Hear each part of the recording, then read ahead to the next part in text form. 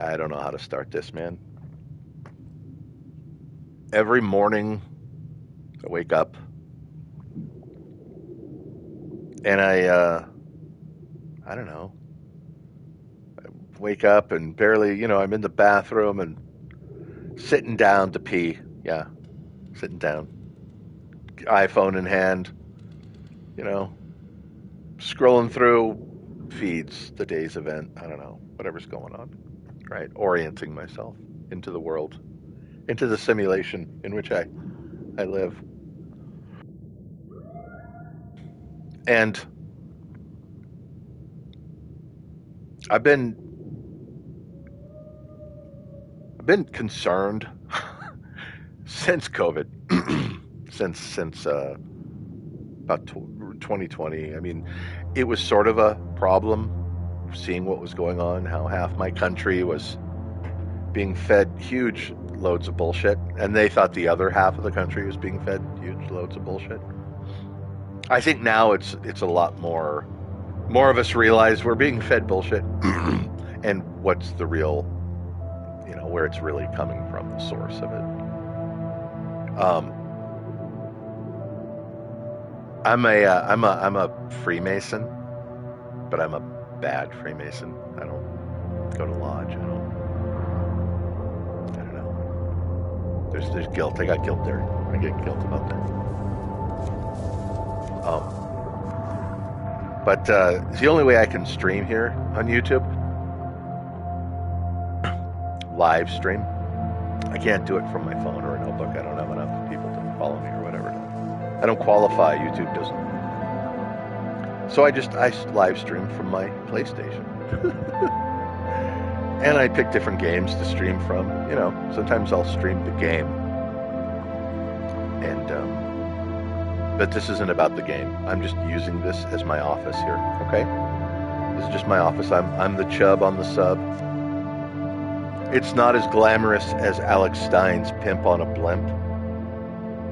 But I'm low budget. We're low budget here.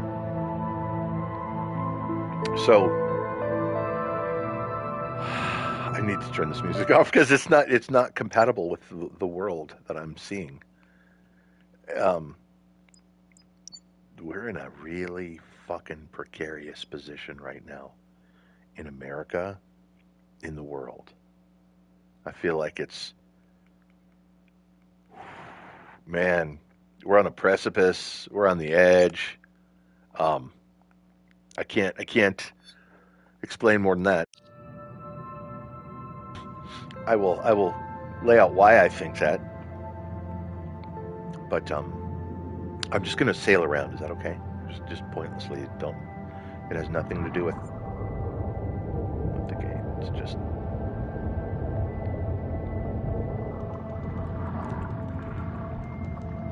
So we had a big group of Americans. I believe we've all been under a massive, like psyop, effectively, through Operation Mockingbird means, right? That's still in effect. It's still going on. Mark Dice talks about it. Nobody on mainstream talk about it. Very few. They don't want the dirty little secret out about the CIA's Operation Mockingbird. Look that up, right? And I feel like that's what we've been under. I feel like now more people on the left and the right are seeing this revolution sort of unfold politically in America via, it's not about, we all think Trump is the savior. We all think he's the end-all be-all. It's not about that. He's the dude that stood up and said, okay, I'll go. And we're all behind him. Okay, let's go. That's all this is. That's all this is. And the people that see that and think that way, and dude, I thought this before he was elected, okay? Knowing what I know in the world and how it operates, and again, I'm a bad Freemason. I have guilt about that. But the more things progress to me as I'm sitting here and watching my little window on the world, right? The panel of how I see the world through this video, through this platform, through that, through people talking and sharing, through podcasts. You understand, it's not just a soundbite I'm coming at you with here from my, I think this because I heard that. It's not like that. We've we've uh we've entered into a really scary time to me with our domestic internal forces that are kind of uh, I don't know, hell bent on dividing us, hell bent on disrupting us, hell bent on doing that so they can maintain power. Okay, I think it's as pure and simple as that. I don't think they're in league with the Chinese. I think a lot of them are being conned and scammed and hacked and maybe bought, corrupted, co-opted by the Chinese. Fang, Eric Swalwell. How is that Chinese spy fucker still in government? Do you know what I'm saying? Now, I don't long for the good old days of government that's oppressive and not looking for any of that. But we're so oppressive right now. Shit, the good old days might be where we need to be for a minute, for a hot minute. So we have some people that are in government that are just holding on to their power, right? Holding on to it as hard as they can. But then we also have real fucking threats outside of the country. Okay? China, Russia. We want to be friends with them sometimes. I don't, if I was Russia, I would have to at this point realize America is schizophrenic. America is like the world. The Earth is a community, right? And each country is a person, right? Let's just say each country is a person, just to simplify it, right? We got a couple hundred people in the community. One of them, the big one with all the guns, is completely fucking schizophrenic. Okay? We go from let's trade and let's do this to this harsh push you to World War III within one presidency. Do you get me? And if you put poll foreign policy to Americans, if you care to tell us what's going on, really lay it all out, besides Russia bad, most Americans would say, yeah, we don't want to fucking fight. We don't want to have these wars. The people that have been in battle, that actually get into government and make decisions, are a lot more thoughtful about how they spend blood and treasure than the people that are just graduates of Yale, daddy's, what do you call it? The fund, trust fund kids. You know what I mean? Privileged trust funds. They get the weirdest power trips and they send the people off, and it's not those kids, they're kids that go to war. It's the brown and the black kids, man. You know what I mean? It's the poor white kids from Alabama. It's their fodder to realize their conquest, their dreams of conquest. And it's gross. It's gross.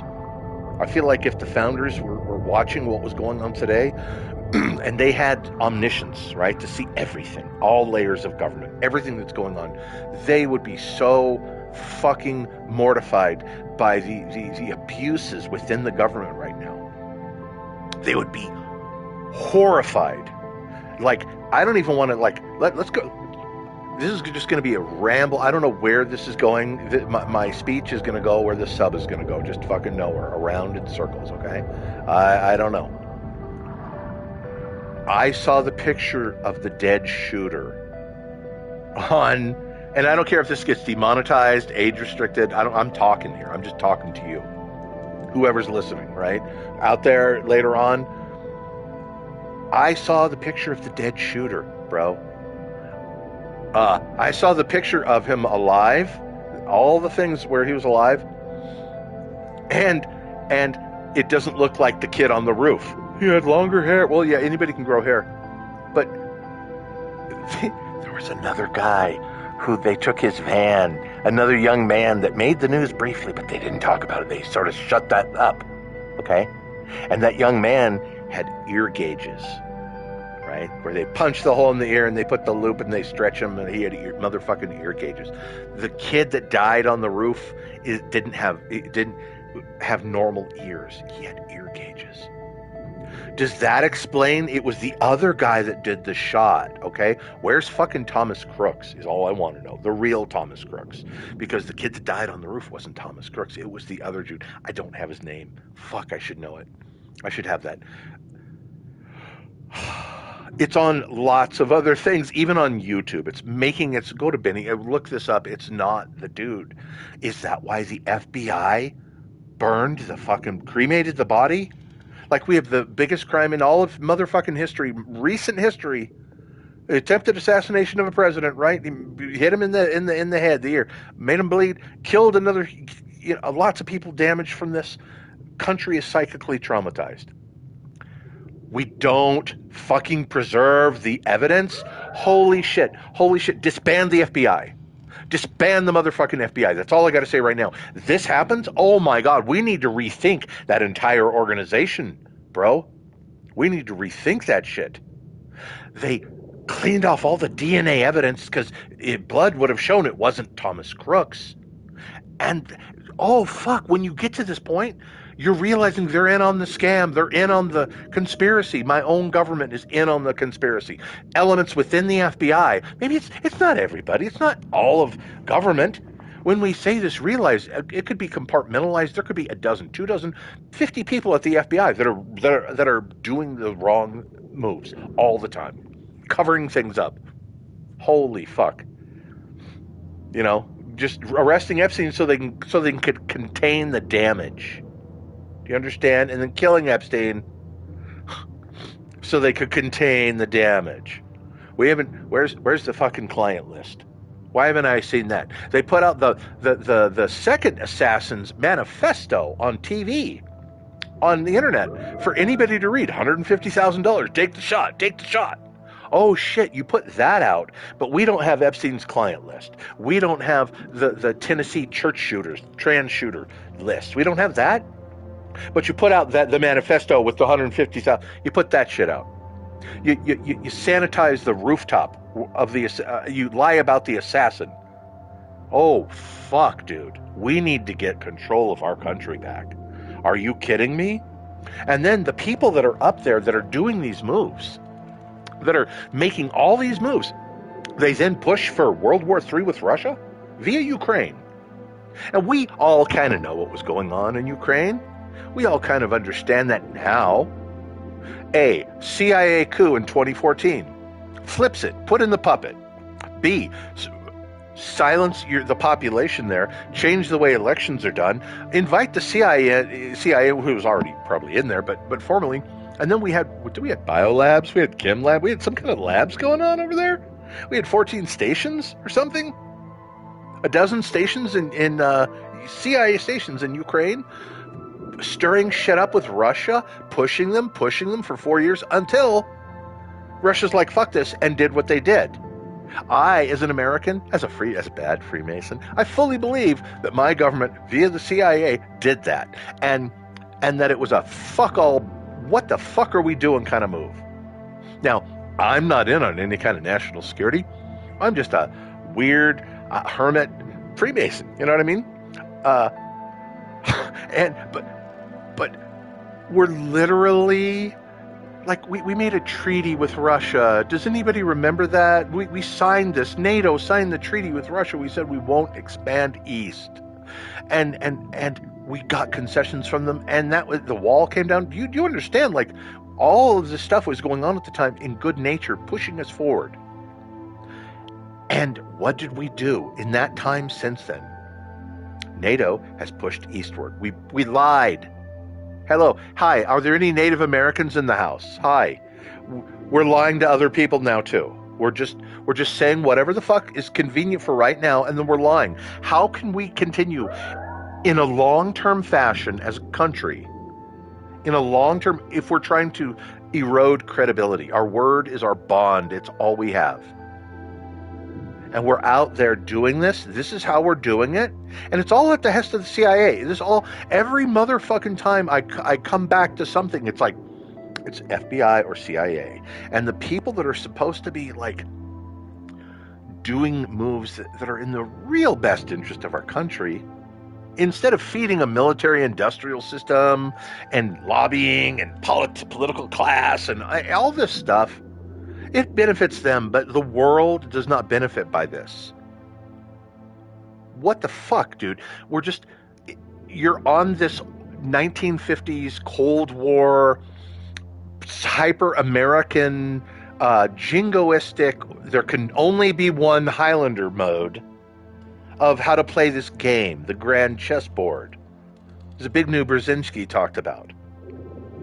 The geopolitical chessboard. And then with the dirty, the CIA is like the ninja on the chessboard. I don't know. It's like a piece that you don't see on the chessboard, and it moves around and it does shit, right? All the things it does, assassinations and dirty tricks and honeypots, sex honeypotting people. I don't know. Was Epstein? Was it Mossad, or was it CIA, or a little of both? What do you think? What's going on? I don't know. Diddy? Mossad? Huh? A lot of Jews in Hollywood. A lot of Jews in the music industry, right? No, not Mossad. Not CIA, just Diddy. Oh, fascinating. Don't think so. I don't think so. Is this part of how we lost our country, through these kind of tactics? Literally being used on American citizens? You know what I mean? They fucking own a senator. They film him. There's a little boy. They film him. They're like, dude, this gets out. You vote this way. Say this. Don't say that. We own you. Do you understand? Nod if you understand, right? Is that how at the core of how our country? You know what I mean? Was it when the CIA blew Kennedy's head off in '63? Was that an extension of the coup, or was that the beginning of the coup? I'm not sure. Everybody else in the world, when Kennedy was assassinated, where were you? That was alive at the time, know where they were when they heard the news, right? Standing outside of the Woolworths with all the TVs, and everybody was crying. We saw TVs in the store window, and I was in my car and I heard it on the radio. We were in school, the teacher broke down, and I'm getting a little too much into those moments there. So the point is everybody knew where they were on that day, right? Except there's like the one thing in history. I'm going to walk here. I'm going to walk away from the TV a bit. I got to turn some lights off. But the one thing in that, like, everybody knew where they were on that day, except when I heard this, I was like, what? And it just stood out to me so hard as like like just obvious. George Bush Sr., right? Herbert Walker. Fucking, I hate him. And I'm glad he's dead. I'm glad he's dead. He can't do any more harm except through his fucking retard kid and Spawn. But they asked him where he was. Where were you at the time Kennedy was killed? He didn't recall. He literally said he didn't recall. Now, you might ask yourself, well, maybe, there's something busy going on. Well, except when you're in that position, I believe, wasn't he the head of the CIA at the time? Come on. Was George Bush the head of the CIA? He doesn't recall where he was. Doesn't somebody document your everyday movements? You know what I mean? If you're the head, don't you have an itinerary, a schedule? Too busy working on ops, murdering presidents?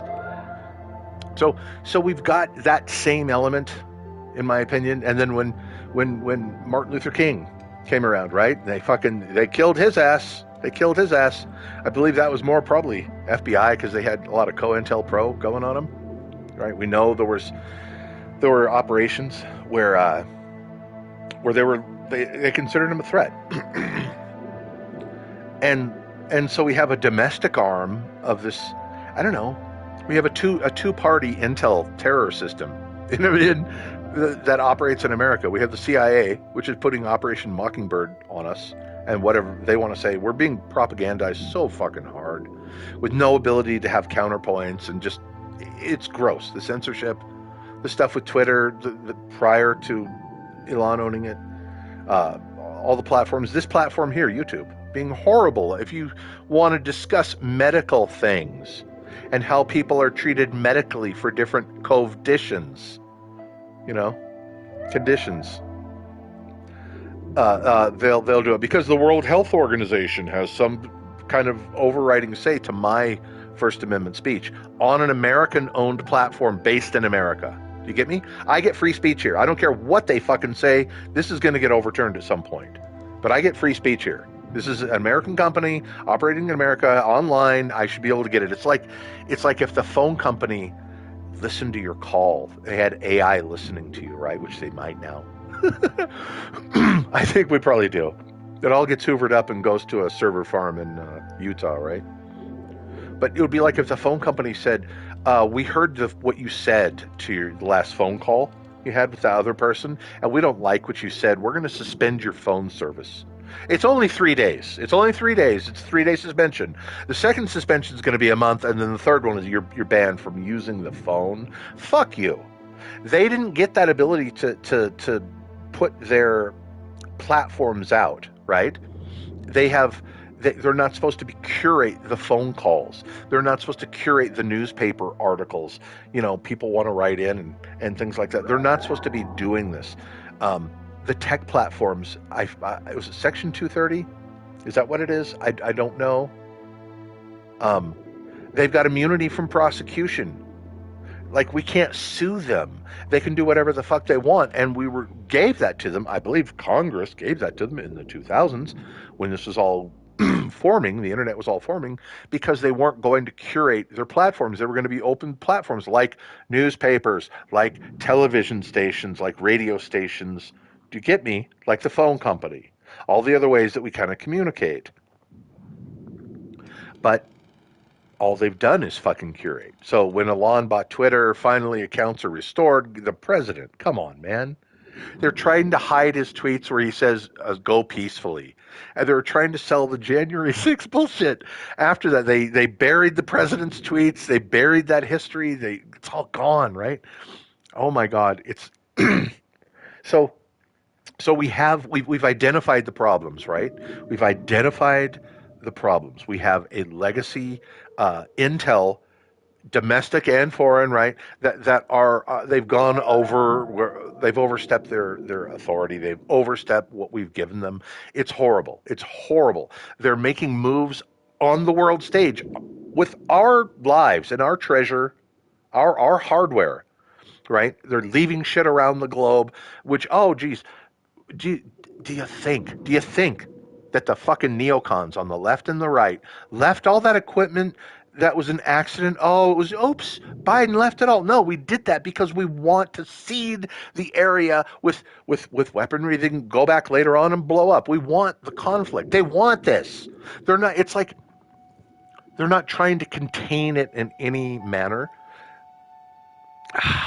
They want I don't believe that China and Russia are going to try to control the world to dominate and destroy us. I don't believe that. I believe that if they did that, we would blow up the fucking world. Okay? They wouldn't win. We'd all lose because that's the way it's been set up. We will all lose. But the people that are in my country, I feel like, that are pushing this, they have bunkers. They've got huge amounts of assets from the American Treasury that they've been able to put into their bunkers. A lot of them have privately enriched themselves through their stint in government, where they've been able to afford these places. You see, like we all know Facebook got a lot of government money, right, to start up, to seed up. Like Facebook was intended to be used to foment revolutions in other countries, to sway political ideas and things. You get that, right? Now we're just doing it to ourselves. But Zuckerberg got a lot of that money. He got a lot of that money. And so all of these people have their luxury bunkers. they're going to be able to go in and they can stay underground, filtration systems, generators, solar, all this shit, food. Like they'll be able to survive, and they're in remote places. And before it all goes down, they think they're going to be in New Zealand. They're going to go to their places where they can survive all this, right?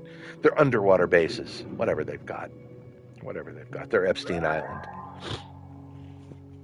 Meanwhile, the rest of us, it's going to be the hellish fallout landscape that, that they want. We're going to, the food falls apart, the medicine falls apart, civilization falls apart, and it's The Walking Dead. We're just scavenging, and whatever forms up here in the way of social uh, cohesion, however we organize ourselves, whatever the group is, a warlord. Maybe there's some peaceful. Maybe somehow we get control, and we, you saw. I like the way The Walking Dead illustrated post civilization fall, right? How you have different ways that people have grouped together and stuff, and whatever we've got, whatever's going on up here. My point is, when they come out of their bunkers, healthy, non-radiated, the helicopters with infrared just start flying over and just cleaning up any surplus population. Do you get me? Then that's going to be it's no hope for us. It's no hope for us at that point. and really, would you want to be? I think about that kind of a world. Everything's going to hell. Would you want to live through it? I've seen that movie, The Road, and I don't know. Part of me is like, I want to survive as long as I can survive. That's just the instinct. Yeah, the human instinct, survival. Part of me is just, vaporize me, please. I don't want to have to deal with that, anything.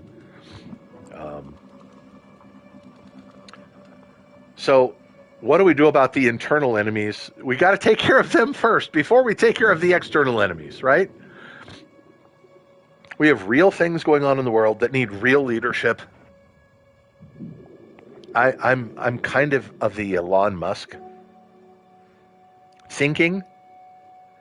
Earth can hold 50 billion people. Like, we can figure out ways to make everything better, to make it work. And I'm going to just say this, like we're if we took half the babies that are aborted, come on, and let them just live, just adopt them out. Come on, just a little bit here. Follow me. Not, just some of them. We have a sensitivity in it. We make it a little harder to, just a little bit, but you still have access to medicine and care if you need that. Okay, but if we took half those, how many of those kids that are never realized, how many of those humans that never come to fruition, would have been a solver, would have been somebody that if we'd invested in them and educated them and given them knowledge, we could. They were the one that helped take us to the stars. They were the one that helped heal the planet and got us all talking together in a different way. You know what I mean? Like, we never know with that. And then let's go. Okay, everybody that's alive, instead of putting them all as soldiers, could we train them in a different way? Could that knowledge, that drive, and that instinct in that soldier, could that have been, you know what I mean? Like, are they the one that takes us to the stars? They're the one that creates the food solution that makes the 0 point energy, whatever it is. You know what I mean? They solve it. But no, we're on this destructive path where we blow up our people. We blow them up. They get killed. We have an attitude about life that it's just, I don't want to get too far into that, because I'm middle of the road. I see both sides of the argument, and both sides are valid. There's valid points on both sides of that argument, but we just need to take our human capital and treat it better. We need to be applying, I don't know,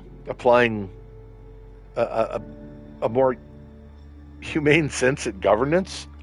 It's I don't know if it's possible, because in every country around the world, right, they've always historically, when the governing government starts to lose power, whether it's a king or a parliament or a dictator, when they start to lose power, they often will take people to war. right? And then the anger that the people have because they don't have food, their life is shitty, they're being controlled, right? Then they can focus that anger on the other people over there, on them. It makes it safer for power. So we have this kind of awakening, I believe, around the world, in a lot of places, where the governed are really aware of the governing class. And I'm not, this ain't a commie thing. This is just, like, I believe America was formed because of all the other bad governments, the processes, the systems that are put into place on how we govern. And then the attitude towards the citizenry is unique, I believe, and especially at the time. You know, rights given to you by God, not by government. Holy shit. Holy shit. These guys are heretics, you know?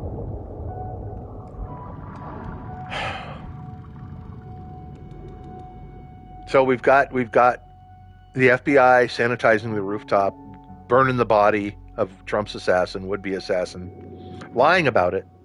It's somebody else. It wasn't that kid. It was someone else. DNA would have proved it. That's why they did what they did, man. Unbelievable, unfucking believable that the FBI destroys all of the evidence and then stonewalls Congress. Do you follow me? How I'm gonna say profane in a Freemasonic connotation. The FBI is profane right now. The CIA is profane right now. Where are my beekeepers? Did you guys see the movie The Beekeeper? Jason Statham. Oh fuck, that was good. 2024. Yo, oh, as a Freemason, I'm watching this and I've got the biggest boner. Oh my God, he is just restoring the republic. Fuck, dude, he is going. But see, I don't think we need that. I'm talking about, that's a movie, right? That's just a movie. In real life, and my attitudes, I don't think we need to be doing anything violent.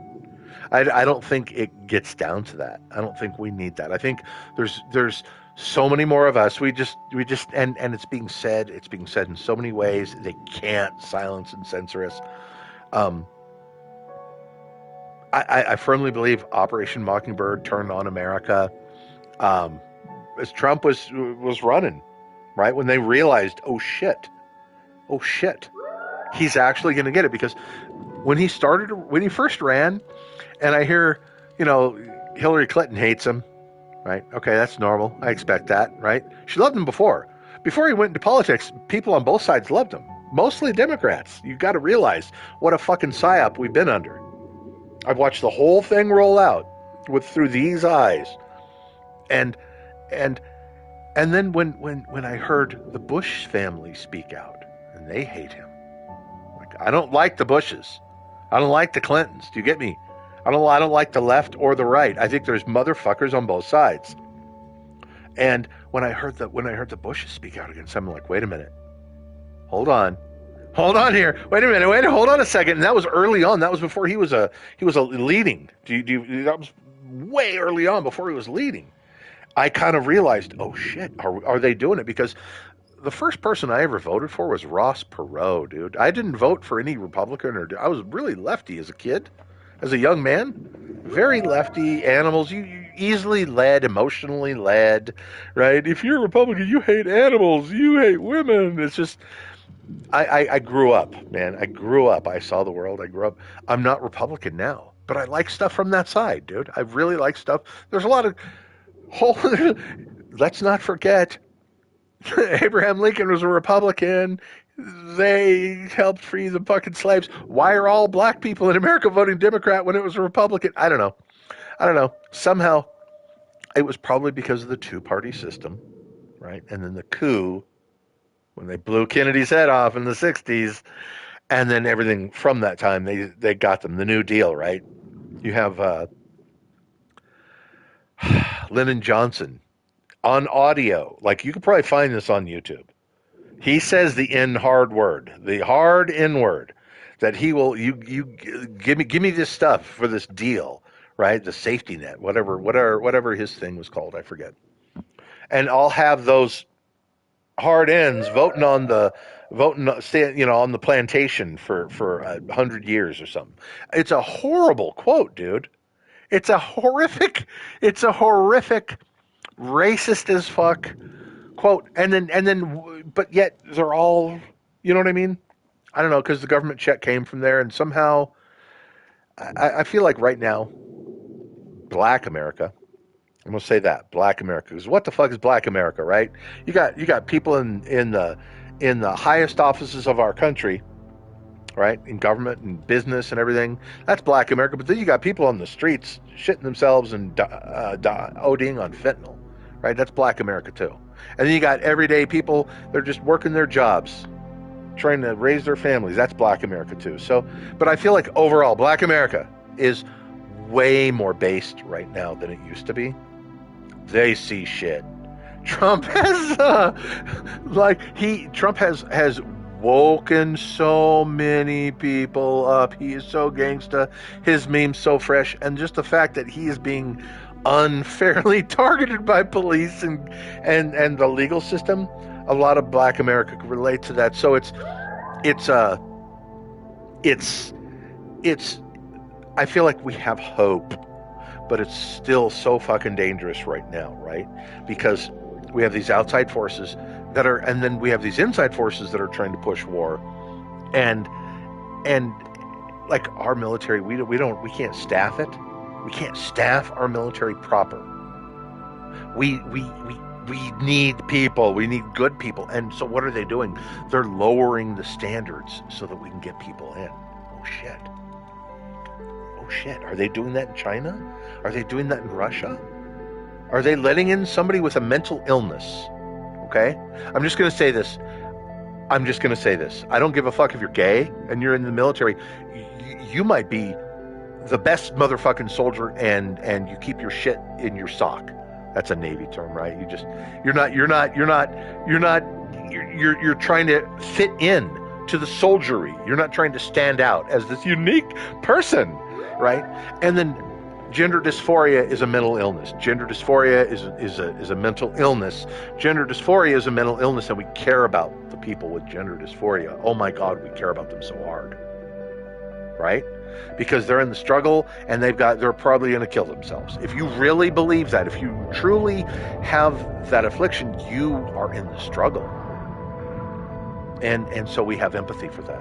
But I don't think you should be on a destroyer handling anything.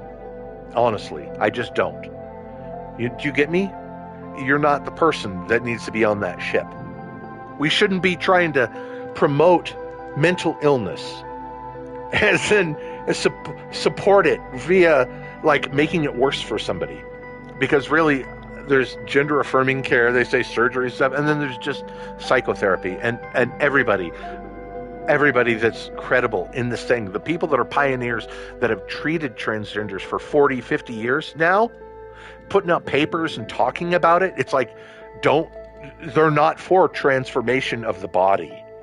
Do you understand? They're for psychotherapy and love and supportive communities where they can be, but mutilating yourself, and then at that point it's a bridge too far, man. You've crossed the Rubicon. You cut off your dick, you've crossed the Rubicon. There's no going back from that. And then a lot of the people, there's a huge percentage they're trying to be silenced on YouTube, but on Twitter they can talk. What's Chloe Cole? Is that the person's name?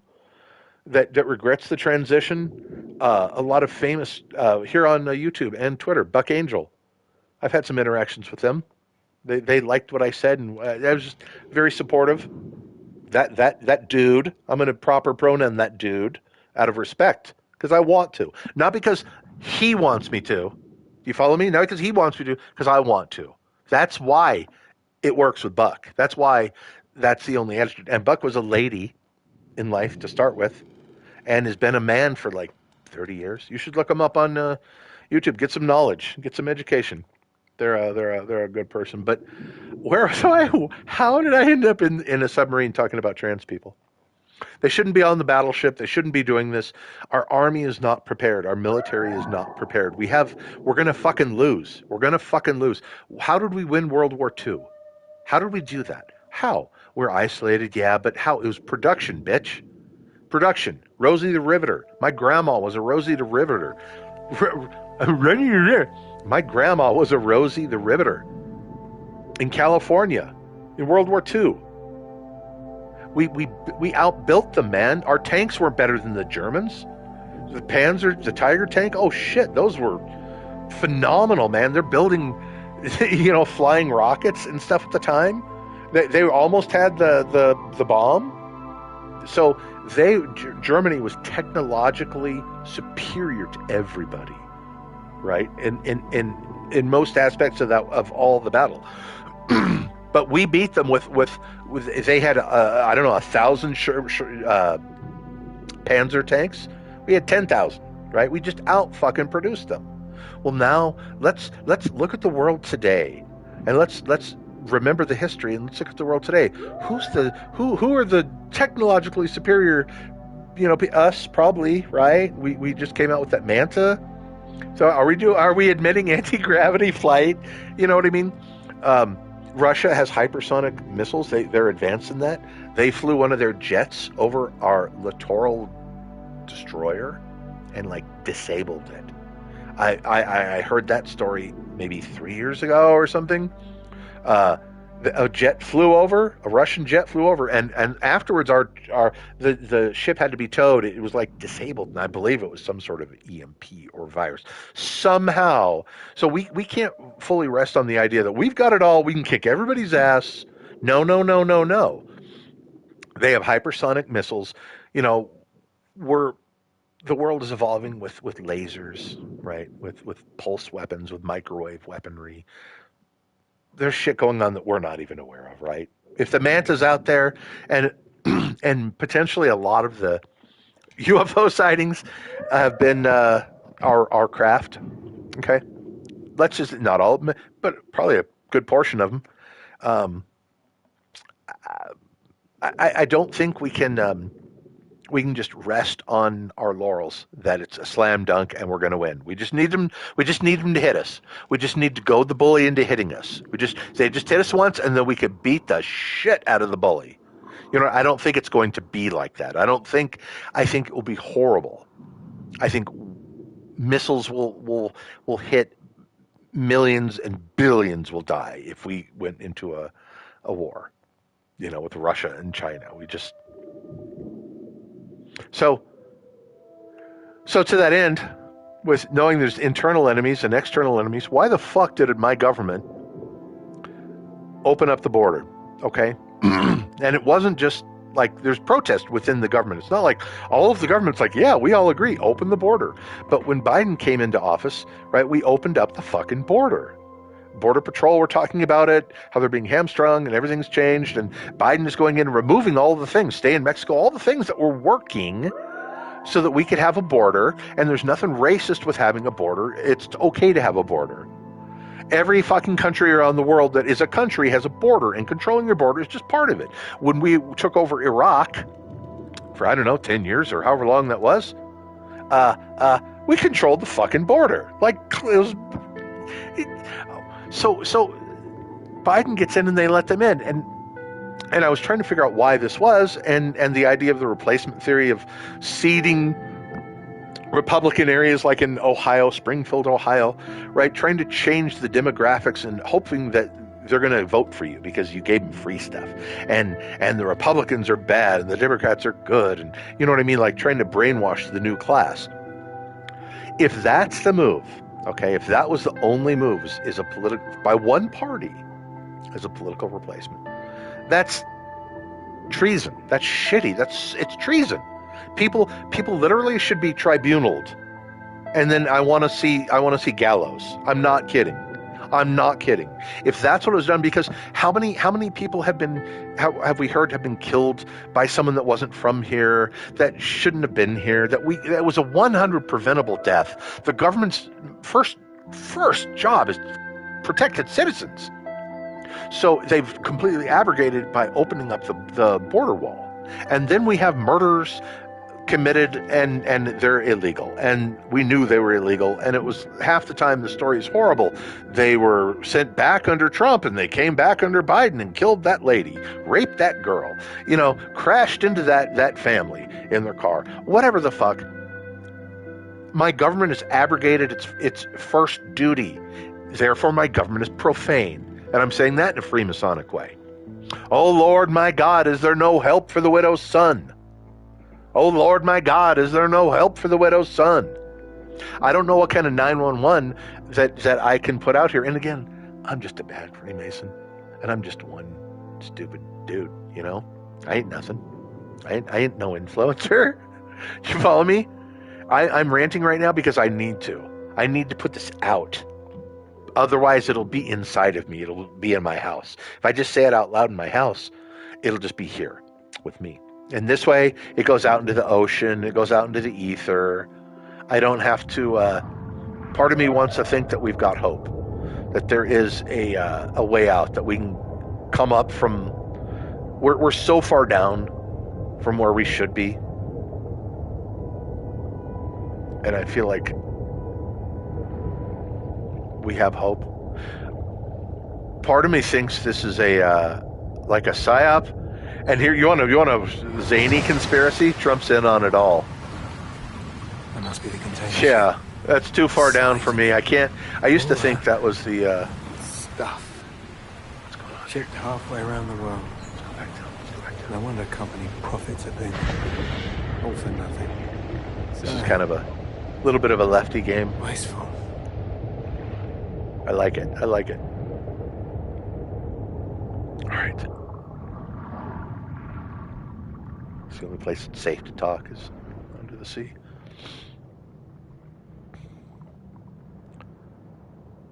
So yeah, Trump. Part of me was thinking for a while. I swear to God, I knew that I had heard that Trump likes to be the underdog. Trump loves the comeback. Do you get me? The come from behind victory. Okay, let's start with that as the premise. And then all of this stuff going on,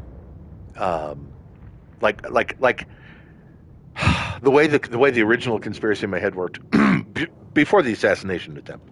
This is I don't even know. The assassination attempt changed that thinking, but before that, early on, I was like, when he was the president, when I saw Chuck Schumer say, Mr. Trump, he's being stupid. You know, this intel community, they got 6 ways from Sunday at getting back at you. Do you remember that clip? Did you ever seen that clip? It's creepy as fuck, dude. Knowing the CIA blew off Kennedy's head. That's my truth. I don't care. You can't. Knowing that my intel agencies will do these dark, dirty things around the world and then fucking at home, you know? They'll lie to us. They'll just do all this stuff. Send our boys to Vietnam for 10,000 days, right? Anyway, when he originally was saying, hold on a second, hold on.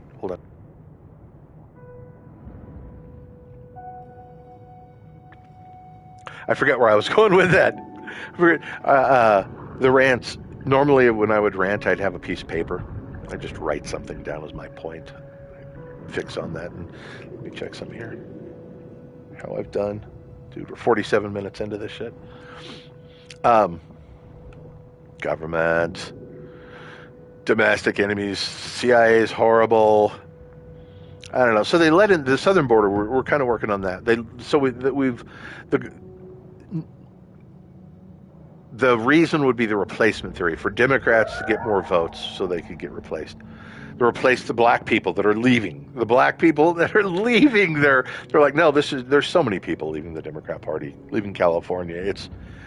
It might just collapse on its own weight here, right? But when Trump originally was making his run, everybody's saying, you know, they hate him, and then Biden opens up the border. We're having all of these military-aged men, which also are working-aged men. I don't want to. I always hear military-aged men coming across the border. They do that to make it scarier.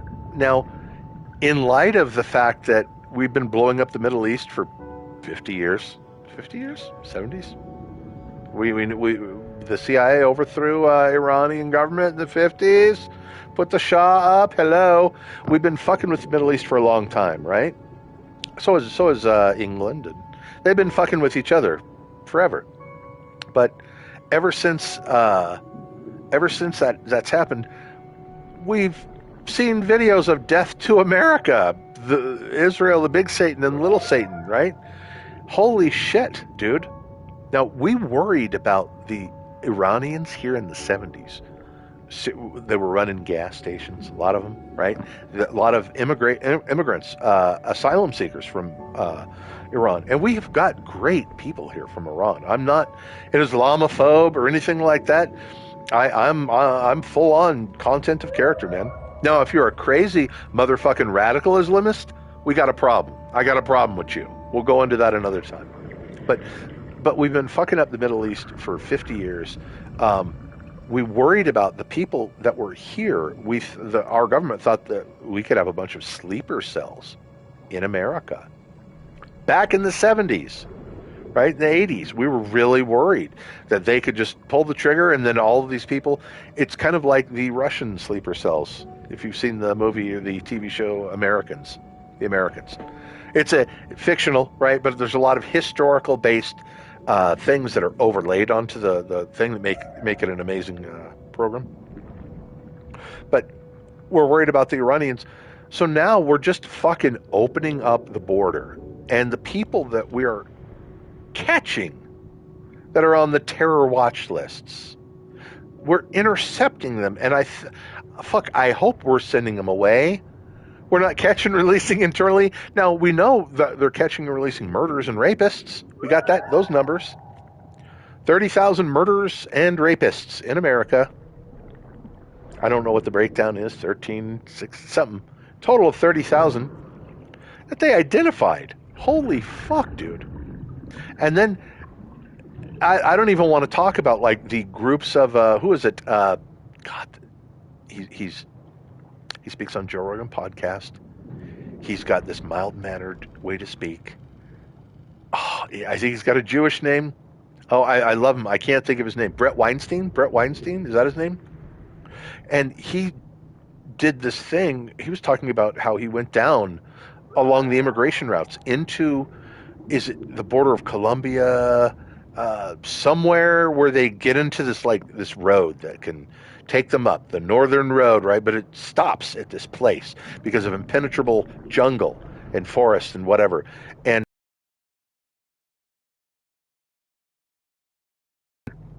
side note, why the fuck did we give China the Panama Canal? Side note, as a Freemason, why the fuck did we give China the Panama Canal? That we need to correct that shit. Okay. Why the fuck did we give China control of our ports in so many places? Why the fuck? How many nuclear weapons have they smuggled into the country in container ships, on containers? And is that why we're doing it? Is that why we're... Anyway, so Brett Weinstein was down there, and he was along the immigration route, and he saw, like, different kinds of groups of people immigrating from all around, right? People from Africa, a lot of Central American people, but then he saw, like, groups of Chinese men, fighting age Chinese men, like a group of 50, and they're all, like, secretive, and some of them had like a cell phone. They had an app which guided them here, right? I've been hearing about immigrants getting apps that kind of 1, 2, 3 you up the way, and I don't know, but we consider China like an adversary, right? We don't have this big love thing going on with China right now. Even when Trump was in office, it wasn't like that. China's the new adversary. China, even though they have less nuclear weapons than Russia, and they've got inferior technology, they're still building up, and they're spending more than Russia on that. And more importantly, they have the financial powerhouse, the industry, the factories to back it up, you know? So I don't know why we're letting in squadrons, battalions of Chinese men into our country. Are they spies? Are they just like, you know, they how hard is it to leave mainland China as a lobby, as somebody that wants to come to America and experience the freedom and liberty and pursuit of happiness, right? Without an oppressive government spying on them and locking them up. Wait, J6. It's probably very hard for somebody from China that's low class that would want to leave to afford to do that. Um, Even if they're going to go down into South America and then try to sneak in. I don't think that that's, if you were trying to legitimately do it, I don't think that's how you would do it. You get me? You would just say, China's oppressing me, please let me in, asylum, and we'd probably do it. I got a feeling somehow there'd be a different way, a process, other than try to do this. So in my mind, we just have spies, we have operatives. You know what I mean? We have soldiers coming up through our southern border, just directly up.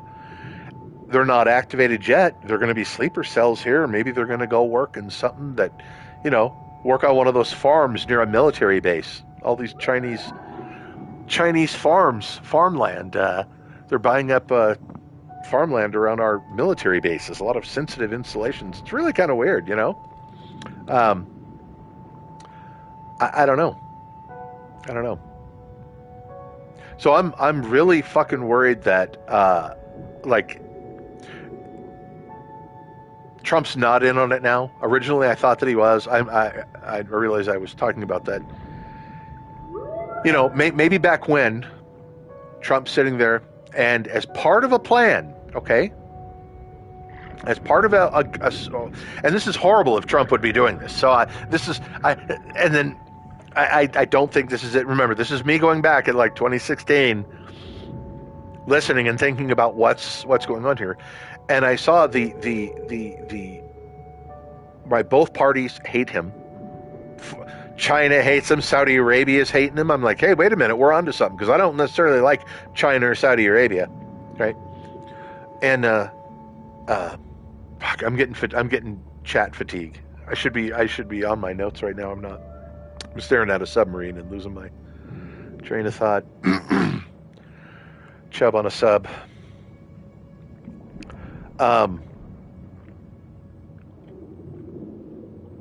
So they're all coming across. So Trump was in on it, right? This is Trump's this is a big test of our the media, right? When you have the media to back you up, when you have Operation Mockingbird, everybody is just all, Trump was going to be on we're going to take you, we're going to see if we can take you down, you're going to do it. And then he's having this amazing comeback right now, where he's thrown out, the government's crushing him, he's going to have this, it may be a landslide, he's going to have this amazing, come from behind victory that he loves. Trump loves that. That's what he wants. So, but now that he's been shot, now that we've got dead Americans, you know what I mean? I don't think that would be part of the plan. I can't see that was it. So it's not a test of our different systems of social media with control of information. It's not Trump playing along. It's old government, old power, established power, right? The people that they're a bureaucrat and they move from one place to another and they're there for life. And, a lot of these people that are in the CIA and FBI, heavily America first, right? In their head, they're America first, but they're not MAGA. But in their head, they're patriotism and anything goes. And it's that kind of loyal vehemence that we need, right? But it's misguided and it's misplaced.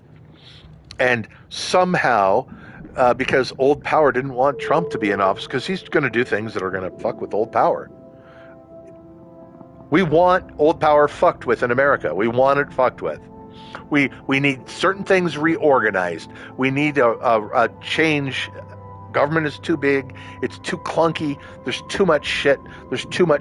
We need to be careful. We're not just wholesale getting rid of everything. We're going to keep a lot of things there, but the way they're applied needs to change. The way we in my opinion, just with callous disregard for life and treasure and humanity, stir shit up via the CIA. And then our military comes in, right? It gets stirred up. The CIA is the pot stirrer.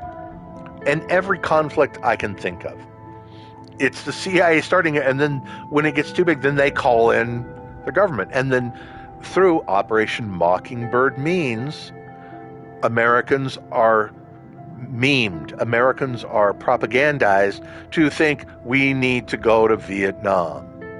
Well, what was the big thing in Vietnam? The Gulf of Tonkin incident? Years later, decades later, declassified, we know that never happened. It was a mistruth, right? With the Spanish-American War, wasn't with the Maine. Was that the one that they sank the Maine? But it turns out it was like, it wasn't that. It was a magazine battery that Nate's memes, I see you. They know that Trump is not a threat to democracy. He's a threat to the Democrat Party. No, dude, he's a threat to also the established Republican Party. If you're thinking you're Republican, we think differently, you and me. I'm in the middle of the road. I'm in the middle of the ground. I like things on both sides. Because that's what makes our country great, is stuff on both sides. And it's only they divide us into, the rhinos, dude. They divide us into camps. If they can divide us into two camps, it's simple, They divide us into two camps, and they can control us. We're fighting against each other instead of looking at the man behind the curtain, right? Oz, the great Oz behind the curtain. So every war besides World War II, I don't know. I don't think that the CIA, created Vietnam. I don't think the CIA created Korean War. Those things were happening, right? Those things were happening, but they convinced us we needed to be involved and get in on it, and we did that. And it's history. Okay, it's history. Whatever. When I look at the current state of things with modern CIA use, we're doing these proxy wars and to flip governments, right? Especially in the South America, the thing we did with like Iran, just putting our dude in there, right? That kind of stuff. Responding to Russia or China, right? There was a communist revolution in China after World War II, right? Russia is doing its thing. So that was real, and we had to respond to it some way. And at the time, maybe that was the best thing. Maybe that was the thing. I don't know. In modern history, I look around, I don't see Russia going around the world blowing up stuff, getting involved with things super actively like us. I see Russia on its own borders primarily. You know what I mean? Like, that's it. Now, the stuff with Cuba, I don't know. It never materialized, right? I don't see Russian Navy going out doing big patrols off the coast of Cuba, 90 miles from the U.S., with nuclear destroyers and planes and provocative shit that we do.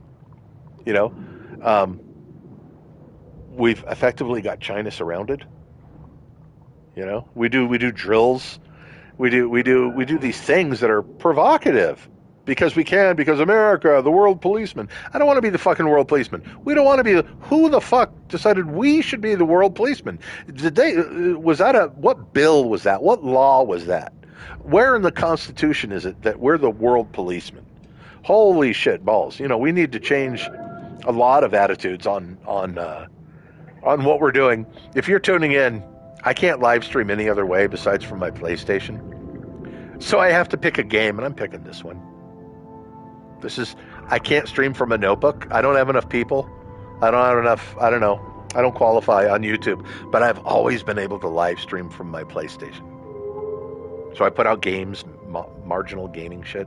And now, ever since when they arrested Trump, I gave $100 and I became activated.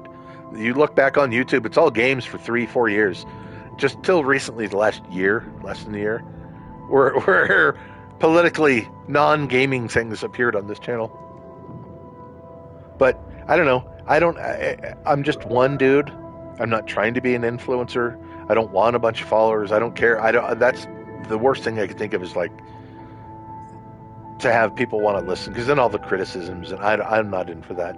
I just need to vent. Every morning I wake up and I have a cup of coffee and I just talk out loud. I'm scrolling through my news feed. I'm scrolling through whatever, and I see things and it freaks me out. I'm like, I podcast to my cat for and I'm just going to do it this way, I think, once in a while. Let me go to my channel here to get in the chat. go. And I appreciate your chatter, Nate. Thank you for listening, and I see your comments and stuff. I'm not a real channel, but I want to be gracious and acknowledge people spending any moment of time here, looking and listening. So I hate that old power. We're supposed to be able to change power. We're supposed to be able to do this. And we've never been able to run a third-party candidate. Ross Perot didn't make it. Ron Paul. I loved Ron Paul. God, I loved Ron Paul. God, I loved Ron Paul. He could never, ever do it. I never voted for him, right? Third party in America can't happen. Democrat Party, as we've seen, can't happen because it's a fucking shell game. Bernie was supposed to take it from Hillary, right? Back in 2016, it was supposed to be Bernie. There was the Democrat Party just showed how they could do it. And then with Kamala, and they didn't have, oh God. So Democrat Party can't be co-opted, okay? The Republican Party could be co-opted, and that's what happened. Trump came in there. I think when he first came in, a lot of people that were Republican hated him, and now, as time has moved, as history has unveiled and aged, events have aged, we've seen wonderful things that he did, and horrible things that old power, Rhino, Uniparty, I called it Coke Pepsi politics before, like 20 years ago, I was calling this, or 30 years ago, Coke Pepsi politics. It didn't matter who was running, you were getting soda. You were getting cola, man. And it was like, can I have a Sprite? Sit down. Can I have how about Dr. Pepper? Shut the fuck up with that Dr. Pepper. You're getting Coke or Pepsi, and that's it. And that's the way it's been ever since then. So Uniparty, the Rhinos, whatever, it's under different names. It's the two-headed eagle, the eagle with two heads. We literally have that on our. That's what it is. Divide and conquer strategy. So Trump ran this shit, and I believe that backing him, people like General Flynn, some strong patriots, some strong conservatives, and they just jumped ship, and they were using this as a third party ticket, and it worked. And when he got into office, oh fuck, he started questioning the foreign policy that we were doing with like in Ukraine, trying to shut all that stuff down. He started, oh my God, little rocket man firing missiles over, that calmed down. First U.S. president to go to North Korea to stand in the demilitarized zone. Oh, shit. Young people don't appreciate how, and I don't fully appreciate it because that was kind of before my time, that conflict. But, oh shit, he's the first president to make that? The first one to go to North Korea? Hold on. I'm getting emotional, dude. I'm getting choked up, man. He did so many good things. We have Obama, post-racial America. He's the president. All he did was stir shit up. All he did was stir up animosity. Anything happens, blaming the police, right? All that shit. Now, what could Obama have done? Well, he had 8 years to help black people. Did he undo the Bush? No, it was the Clinton-Biden crime bill in the 90s? Did that unfairly, primarily locking up black and Hispanic people of color for 3 strikes you're out drug laws?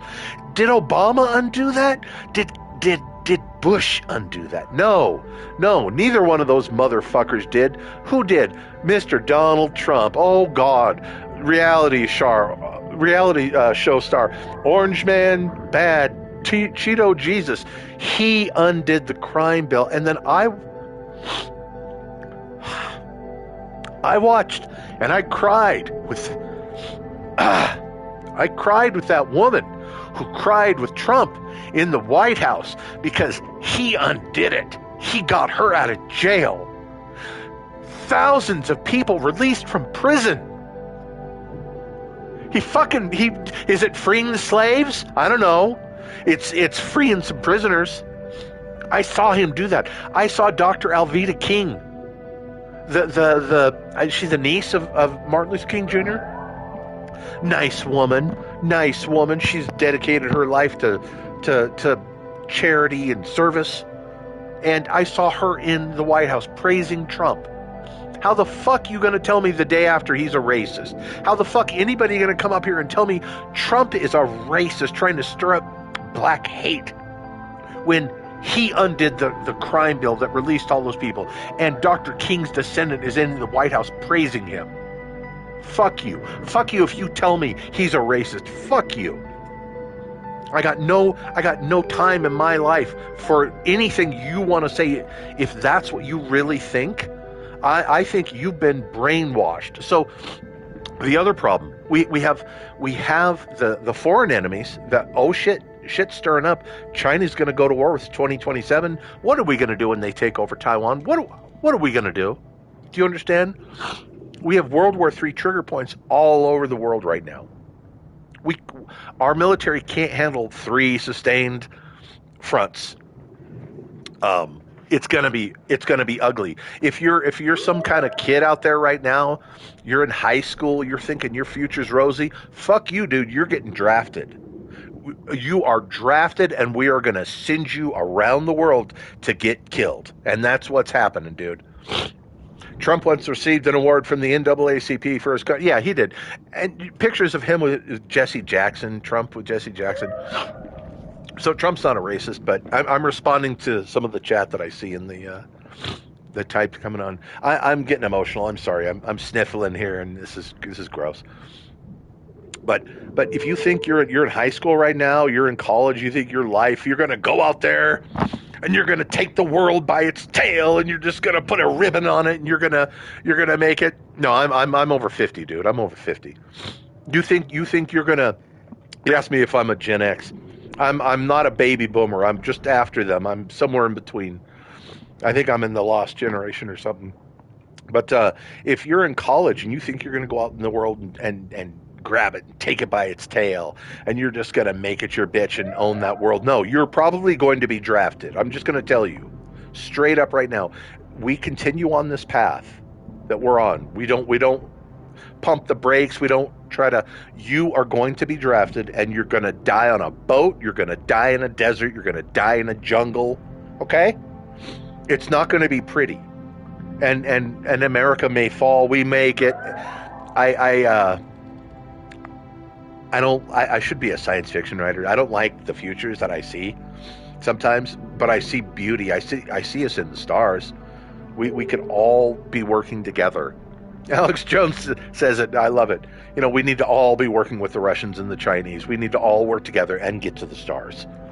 And then when I think about that as an ultimate end goal, let's get to the stars together, instead of let's blow each other up and there can only be one in this post-nuclear apocalyptic wasteland. There can only be one governing power. No. Fuck that.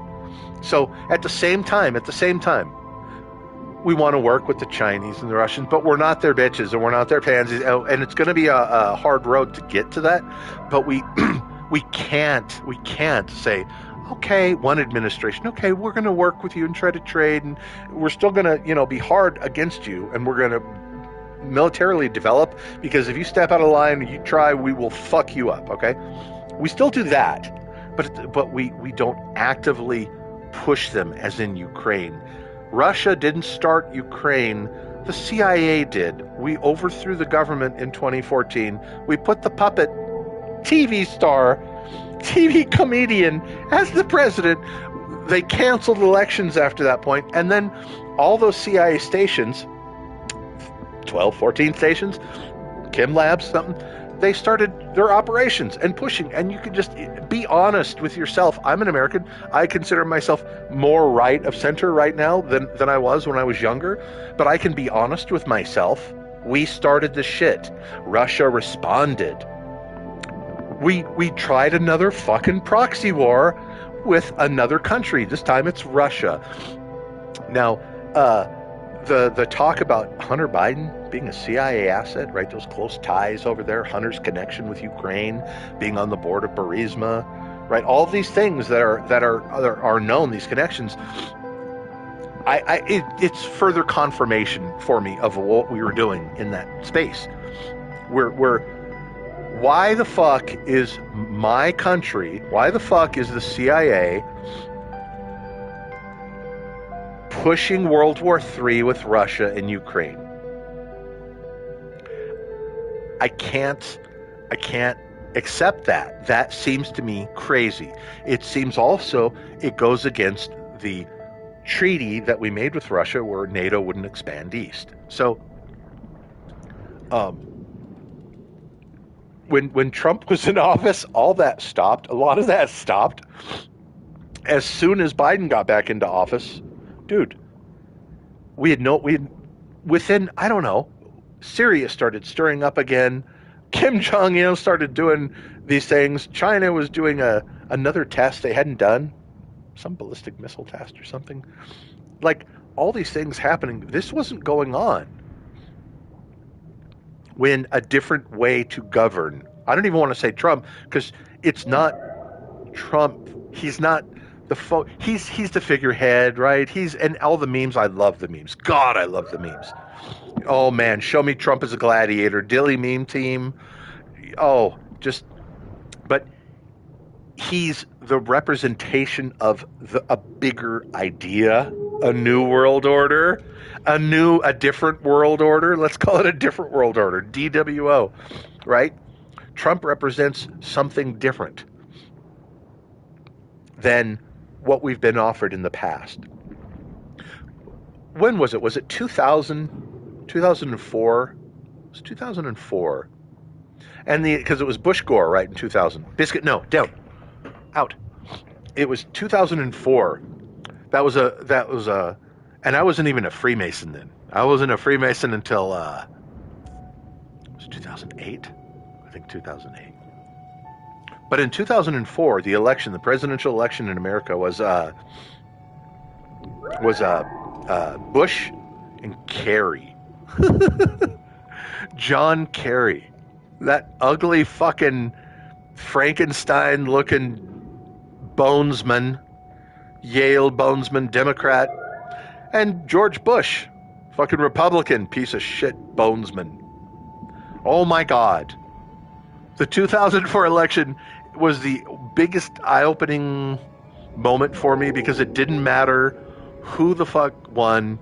We were going to get a skull and bonesman, a Yale fraternity man. You know, Skull and Bones. Do I think they run the world and secretly? No. Do they influence it? Yes. Do they influence it? Yes. So, and I feel like they kind of represent old moneyed families, old power families that have been around and been through wars and steered the country through wars, and that kind of attitude and idea. The oligarchs. If our country had oligarchs, that's who they are, the old moneyed power. And I don't know. I don't want to take anything away from people that have had the ability to make and create. I mean, sure, a lot of it might have been off of the backs of American citizens. We have a pretty horrible moneyed class, I think. And ends justify the means. So 2004, we were getting a bonesman, and nothing more clear could have been shown. And who was the guy? Tim Russert, NBC, an NBC host. He asked George Bush about 322, the number, a secret number. And then Bush is kidding. He's like, so secret I can't even talk about it. But like, I'm not sure, but I think they took him out somehow. I think Tim, because he had a heart attack or something later. He shouldn't have talked about that on NBC. That was like kind of that's Alex Jones shit. You're talking about that. So So my government's doing the Operation Mockingbird, propaganding us. They're censoring us. They're unpersoning people. They're taking the president off platforms, Alex Jones off platforms. Dude, you should be able to say whatever stupid thing you want. You should literally be able to say whatever you want. That's First Amendment. You deal with the consequences, but you shouldn't be unpersoned. They can't do that. That's horrible. I don't know. We need to, in America, we need to go back and look at that. It was Section 230, some law where we gave immunity uh, to the tech companies. But like they could some immunity for them because it was our way to help let the baby grow and thrive, right? I think that was the meaning. But basically, it was fascism because my government got into bed with high tech and said you can silence people, you can silence the fucking president. It's almost uh, like this is bad. We need to do something about this immediately. We need to have open, fair. We can't. The Mockingbird needs to die. Operation Mockingbird needs to shut off here in America. It needs to stop, and we know it's happening because we see the same news point. Everybody repeats the same talking points. It's all distributed from, you know, uh, God, who is it? John Foster Dulles? Was he in the CIA back in the 50s? All before my time. They were the CIA bragging about how they could within 48 hours, right? They could have their story, their spin on any story, put into Time and Life and all the magazines and newspapers. Remember newspapers in America, and they would have. Uh, I'm gonna have to go back and read this. I get distracted. I look at your chat's neat. It's good stuff. It's good stuff. All the typing, all the stuff. It's educational, and but they were bragging about how they can get their spin on in the media and TV and everywhere within 48 hours.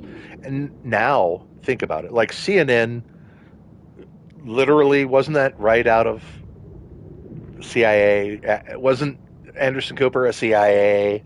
Come on. And then all the stuff they did in when we look at the things, all war related, all war related. When they faked the green screen on the background, they were in some studio and they were pretending they were in Saudi Arabia. There's chemical weapons going off and missiles, and the two dudes are pretending, and they've got like protective gear. One of them's got like a gas mask. One puts on a gas mask. One puts on a hard helmet. Like, that was all fake bullshit. So we know that like CIA has been involved with influence on Americans for 60 years. I don't know, getting us involved with wars and having us. I don't know. I don't know. The Mockingbird needs to die. The Mockingbird needs to die. We don't have any kind of fair media here. Every president that's ever gone elected got a honeymoon period. Every single president, left or right, except for Trump, he got shit day one. And everything from the beginning was spin. God, 93% negative reporting, not fair negative reporting, not fair at all. If he was an asshole and got up there and did all this stuff, I would be like, yeah, I want to see more of that. That would be totally fair to be negative. But like when he went to Japan, I've got family members in Japan. Okay, I've got my kids are. None dare call it a conspiracy. That's probably I know who you're talking about.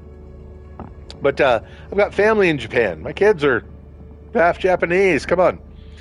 So I'm interested in the things that are going on. When I see Trump go and visit Japan, get paid the highest respects, when I see him go to China and get into the Forbidden City, China let Trump into the Forbidden. That's like a rare honor that was extended to him. When North Korea in the DMZ, that's a rare honor.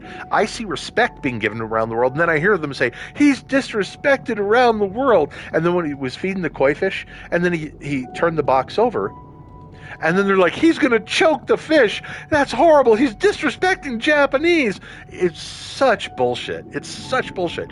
And I watch the stories on and on.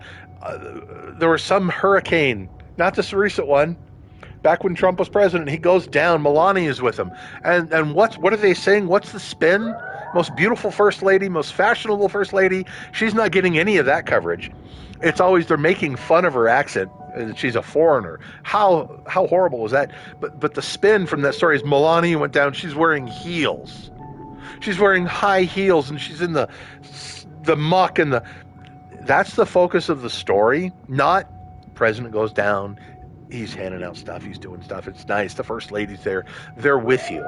None of that. No. Every story is shitty and negative.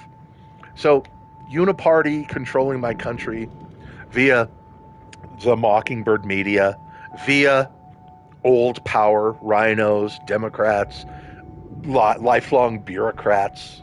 You know what I mean? Incestuous people that go from the FDA into Washington, make some bills, make the pharmaceutical industry immune from lawsuits on all vaccines. And then what happened as soon as we passed that law? The vaccine industry grew.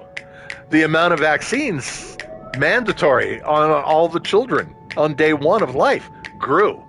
They've doubled them. And they can't be sued. We got a lot of fucking problems in my country. I want to see that law on vaccines reversed.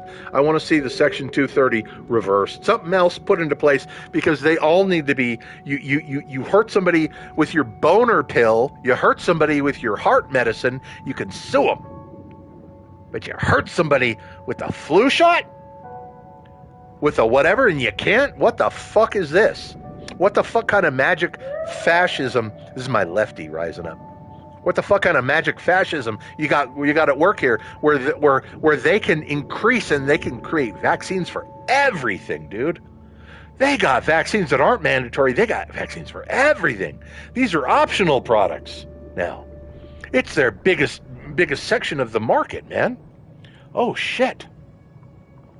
So the Mockingbird needs to die. We need to take back control of the government, the literal government. America has turned into a no trust society. I'm not kidding. Like when I went to Japan and traveled, that was a high trust society over there. Now they have rapes, they have murders in Japan. Yes. They have robberies. Yes. They have these things. But do you need to lock your doors at night in Japan? Yeah, you do. You do. In a lot of towns, you do. And it's just smart. But it's a high trust society. I can't explain to you the difference. America used to be a high trust society. Let's go back to Great Depression. People didn't lock their doors and stuff, right? During the Great Depression, everybody was civil, mostly food lines and stuff. There were still fights and things going on, but it wasn't. Society fell apart. If we have another Great Depression today, people are going to line up in food lines and shit. It's going to be Mad Max. There's no civility. It's not going to happen. Japan, so we used to be a high trust society back then. You know, people would leave their keys in their car a lot of the time, right? Doors unlocked and stuff. You trust your neighbor, hitchhikers, you picking them up. And it was a different time. It was a high trust society. And along the ways, we've moved to, I would say, in most of America, okay, big cities, it's a medium trust society. Okay. Now, big cities 10 years ago, big cities nowadays are low to no trust. Oakland, California, no trust society. San Francisco, oh fuck, that was such a beautiful town. I went to San Francisco in the 80s with a girl from high school. We were girlfriend and boyfriend, and we made out, but we never did it. And I drove to San Francisco to lose my virginity, son. Hi.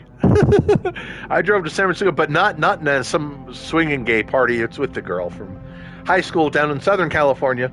But the point is, I went up there, and it was 86, 85, something like that. And the city was beautiful.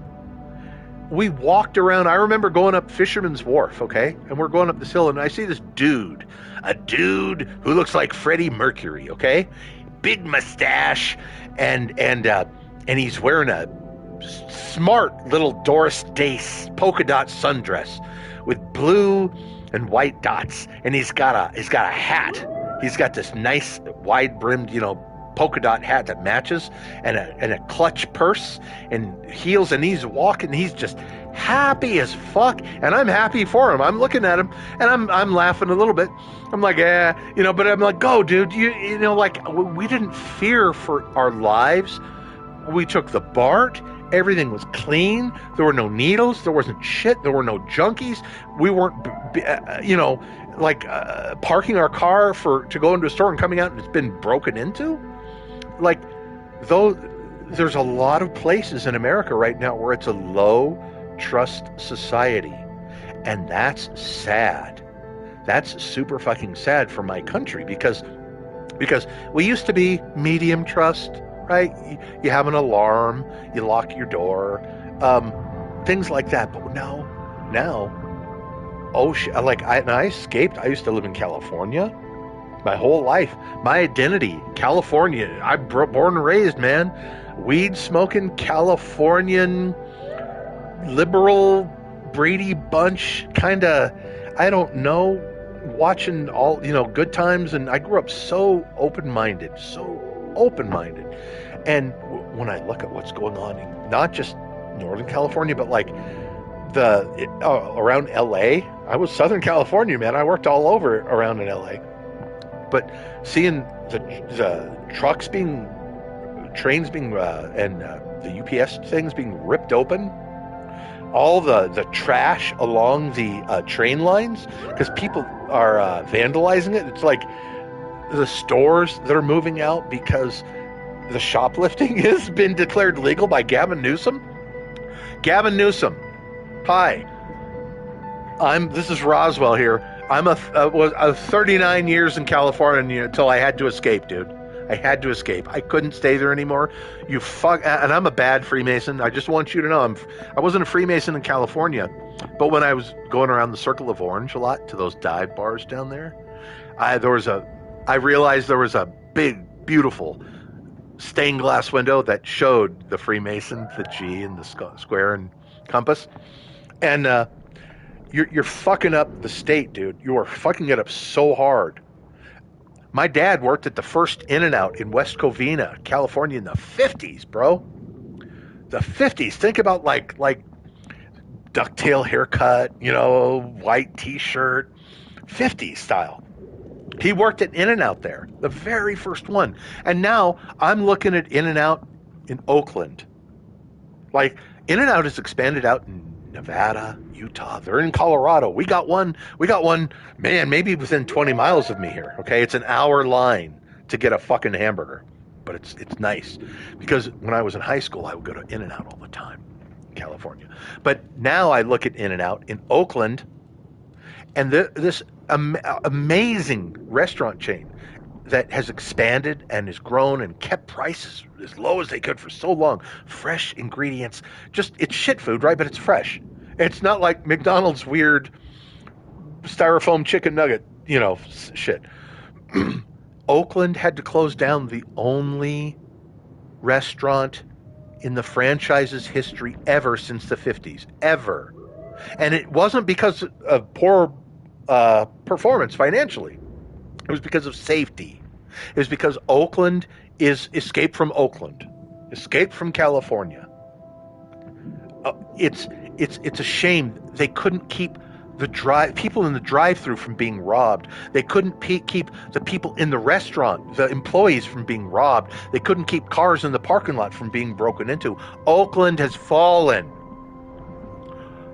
Oakland has fallen. Why isn't the National Guard being called out in some of these places? I swear to God, why isn't the National Guard being called out? If it's this lawless, there are a construction crew in Oakland. I saw the story. They didn't want to pave in a neighborhood because it was too dangerous. They wanted police escort. This sounds like Haiti. This sounds like what they do in third world countries where you need military or police to follow firemen to a fire because it's dangerous for the firemen. We have gotten so lawless in so many places. It's horrific. Now, I'm not a boot Trump-loving boot licking Nazi who just put them all in jail, put them all. No, I love the fact Trump undid the crime bill, and that released a lot of people from jail. It decriminalized a lot of stuff. I saw the Benny Johnson when he was at In-N-Out as well. You know, he got his car broken into there. It's not unfixable, okay? In one of the games I play, you have to make call-outs to your team, right? You type in, and sometimes I'll say it's savable. The castle is savable. You know, there's 6 dudes out front with a ram and ballistas, and they're breaking the door, but it's savable. Get here quick, okay? I feel like with America, we're savable. We just need to get there quick. And it's not like the problems that we have are so easily fixed. They're so easily fixed. It's not like structurally we just can't do it. We can't, it's impossible. No, it's totally possible. We just have a government that really is kind of schizophrenic. It doesn't work for us. It works for oligarch type moneyed interests. Really, fascism. Come on. I'm not, remember, I'm not lefty. I'm not righty. I'm right in the middle. I like things on both ends. The lunatics on the far left and the far right are the problem. I don't think Trump is far right. I don't think Elon is far right. I think when you label far right communist, label far left Nazi, or far right Nazi, whatever, I think that's dangerous because you're trying to broad brush everybody. And then the next thing you know, you've got really well-intended people locking up peaceful Bible-reading grannies because they were at the Capitol on J6 and they weren't violent. We have political prisoners in my country. So, holy shit. Like I have on my channel me recording my TV of Roseanne speaking at Tucker. Oh, fuck, Roseanne is mad. She looked crazy, man. Almost like I would not fuck with her at that point. If I was in real life, and she just looked possessed, mad, angry. And I felt that. And she's like, the American government, coup, they overthrew our government. And then they covered it up with their J6 bullshit. And nobody's been held accountable. And I am like going, yeah. The first time I watched it, I stood up out of my chair and the windows open. And yeah. Fuck yeah. You know, we're not allowed to, they steal the election. We're not allowed to talk about it. You're going to be silenced off the thing. Dude, we got big problems here. We have a force that's going in and hopefully, and even if he fucking wins, hopefully he wins, but even if he wins, it doesn't mean anything. It just means he wins, and now we can continue to try to have a chance. If he doesn't win, we don't have a chance. You're going into World War III. I already think we're in it. It's just going to be defined as a longer period. It's not hot and active kinetic so much, but we're in World War III, and I believe that the COVID bio-release and the co-opted election, I believe those were the first shots. I swear to God. I don't know. And the weirdest part is like, why is my government in on it? Why is my government doing things that help China? You know what I mean? Why is my government doing things that crush Americans and help foreigners? You know? You're in North Carolina, your whole family's dead. Here's $750. I'm sorry, we can't send you more. We've sent it all to Ukraine. We've sent hundreds of billions to Ukraine because they have pensioners. They have pensioners that they need money from us so they can survive. Fuck! What are we doing? You know what I mean? What the fuck are we doing? Sorry, North Carolina. You all eat shit. Here's $750. If you can log on. You can just log on. But you're out there and you got no electricity. Your phone's gone. You got nothing. You got the clothes on your back. Just log on. You get $750. That's it. We spent it all. We gave it to these. See, we had these people in Springfield. They all came in. They're not eating the dogs and cats. They're eating the dog, cats. They're not doing that. No, no, no. But they all get their magic card, their magic money card. And in California, they want to give you a $25,000, Benny to buy a house. But if your whole family's dead and you're in North Carolina, here's $750. Just log on. Fuck all this shit.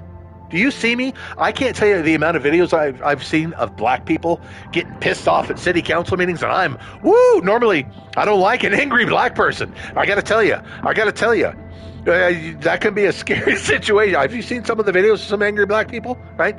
But these angry black people are beautiful. Oh my God. These angry black people at the city council meetings are beautiful. They're like, I'm a veteran. I was in the army and now I'm on the street, and you're giving these people all this stuff. You're putting them up in housing. You're doing all this stuff. Dude, we need to get a ratchet on immigration and the whole concept. Now, I had this lengthy argument in a bar with this dude. It wasn't an argument. It was a conversation. He was there should be no borders anywhere. All governments are illegal. There should be no borders. Humans can go anywhere they want. And I'm like, I just destroyed him. I fucking annihilated him. Politely, respectfully, hand on shoulder, smiling when I hit him with a hard punch. But you can't touch me on immigration argument. You cannot fucking touch my wife, ex-wife is an immigrant. Kids are biracial. Fuck you. I can beat you. I'm a white dude. I'm an old white dude, but I can destroy you on your argument on immigration. We love immigrants. We're a country of immigrants, right? Biscuit down. Psst. No. We love immigrants. We're a country of immigrants. Country is founded on the diversity in and when I say diversity, I'm not saying it like a DEI way. I hate that definition. When I say diversity, the diversity of the cultures that come here, there is some strength to that, okay? But there's only strength with one exception, okay? You can't just come here and all the diversity and then no expectations. You just come here and be diverse with no expectations. No, sorry, fuck you. That ain't the way it works, okay? Every immigrant that's come here, historically, there's been the expectation that at some point you learn English. You try. That's our common language.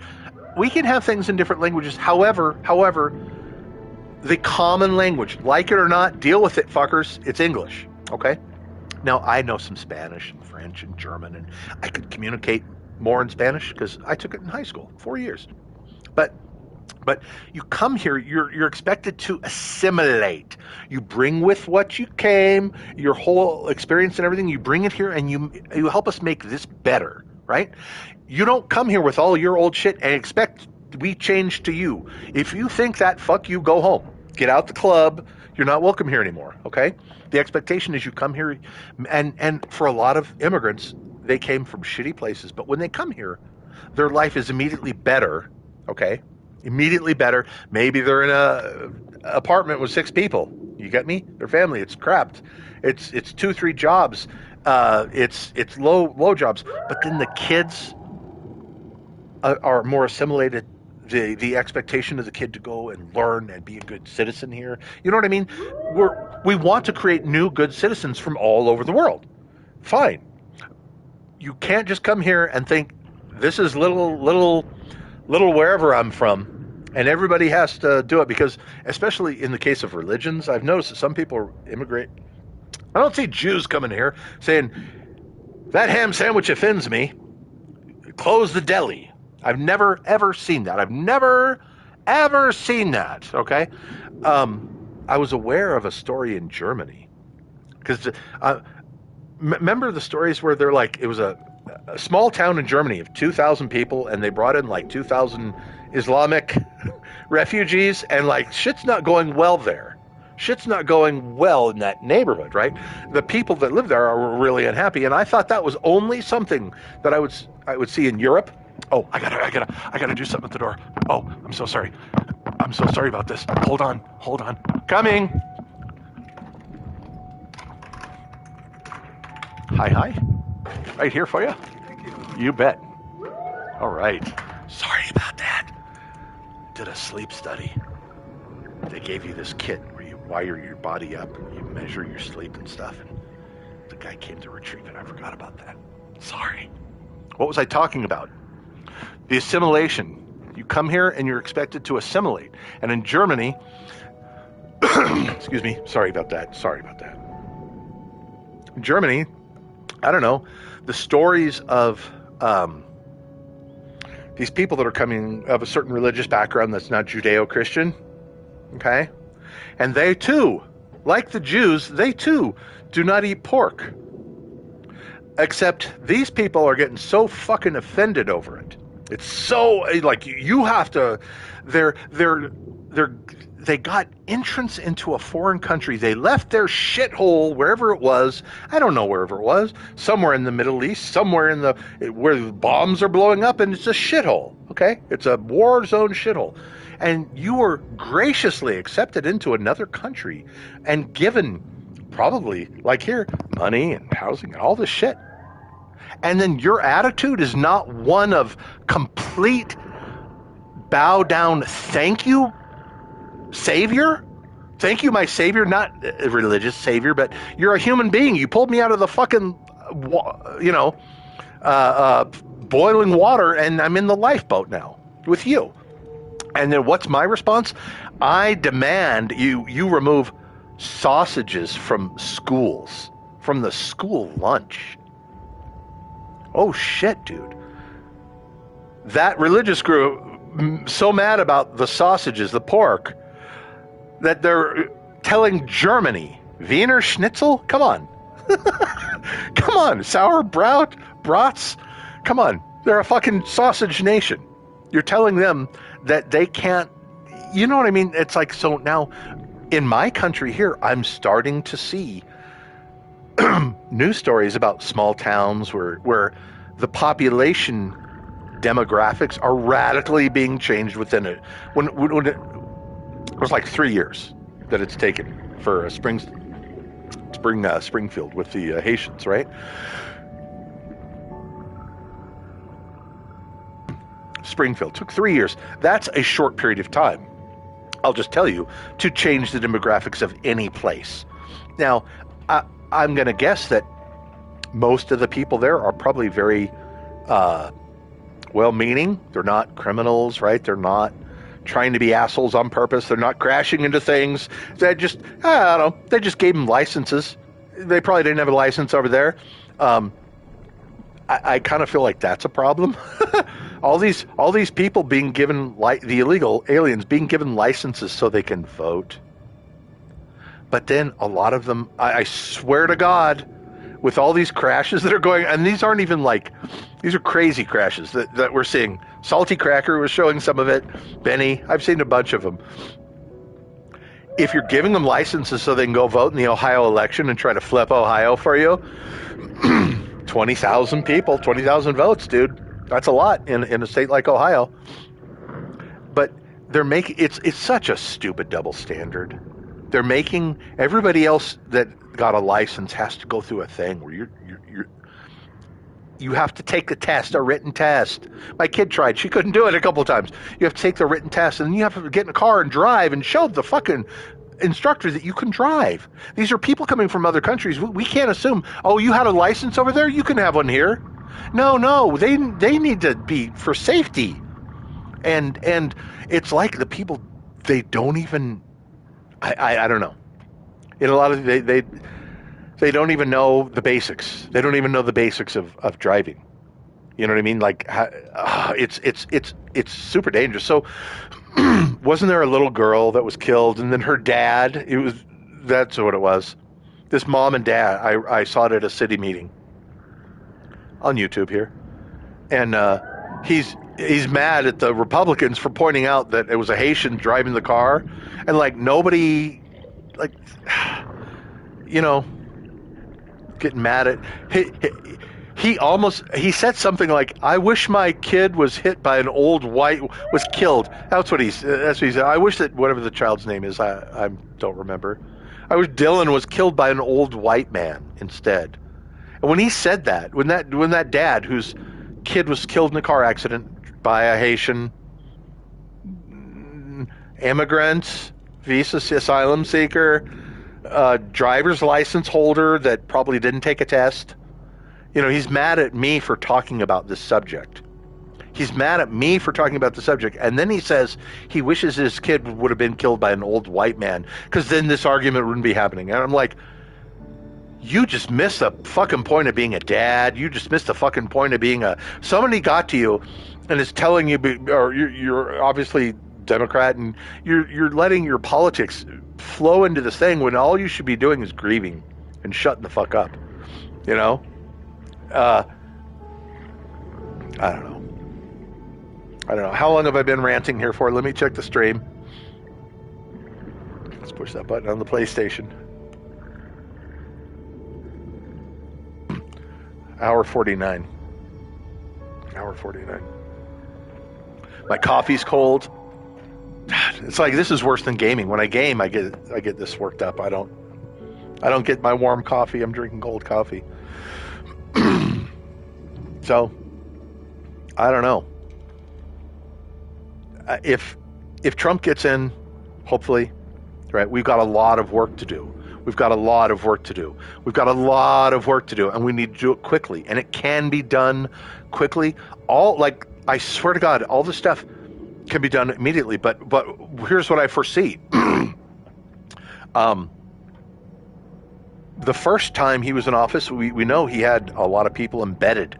Well, I'm going to call them fifth column, right? Stay behinds, partisans, who are there just to muck up the works and make it not work. And hold on a second, I gotta.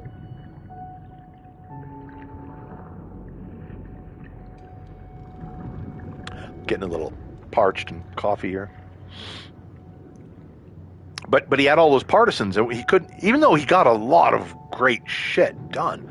Do you remember when he did the medicals thing? He went up against the AMA, and he just said, or the pharmaceutical industry, and he said, we're the biggest customer, we should get the best price. Fuck yeah. Wait, you mean that wasn't happening all along? Because we have surplus income here and we can afford more, you charge us more, even though we buy more, but then other places that buy way less get better pricing? He did that. And he talked about how, like the medical, think about how powerful pharmaceutical and medical industry are in our country. Those two niches, when they were trying to do Obamacare back when, didn't they? They came up with a number, a percentage of, it just might have been medical, of what GDP it was for our country. It's like 5 or 10% of our country, right, is in that industry. And then with pharmaceutical added in, and they have such tremendous lobbying power over us, and all the commercials on TV are for fucking medical products. You know, they have huge sway over us. So I don't know where I was going with this. I'm feeling the the chat fatigue, and I really, if I'm going to do this proper on any sort of regular basis, I should have a notepad in front of me, and I should be able to write down a certain thought or a thing, and then I'll scroll through my feed list, talk about different things. I could do this. I put a what do you call it? Survey. A poll on my community page. Like, what do you want to see out of this channel? Do you want gaming or politics or go away, or, you know, people could comment on that. I don't know what I want to do here. I don't know if I want to do this like regularly, but it's very therapeutic for me. And I don't know.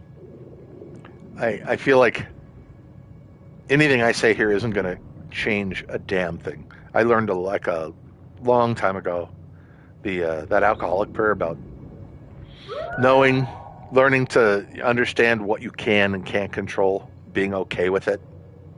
You know, that's really crucial. And I feel like a lot of the people that are on TV or whatever, talking to other people, they're not thinking that critically, and they come from places of I don't know. I'm getting too distracted here. I'm getting too distracted with my notes and stuff. So I think I'm going to call it. Maybe I'll do this again tomorrow. I know I'm going to feel like this tomorrow. and my cat is gonna get to hear me.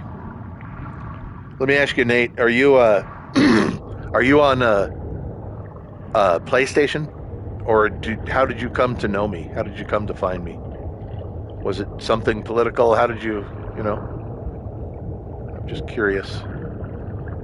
Look at that.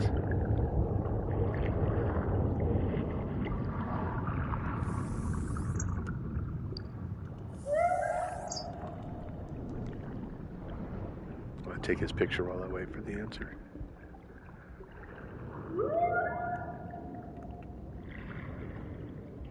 Lovely shot. Too far away.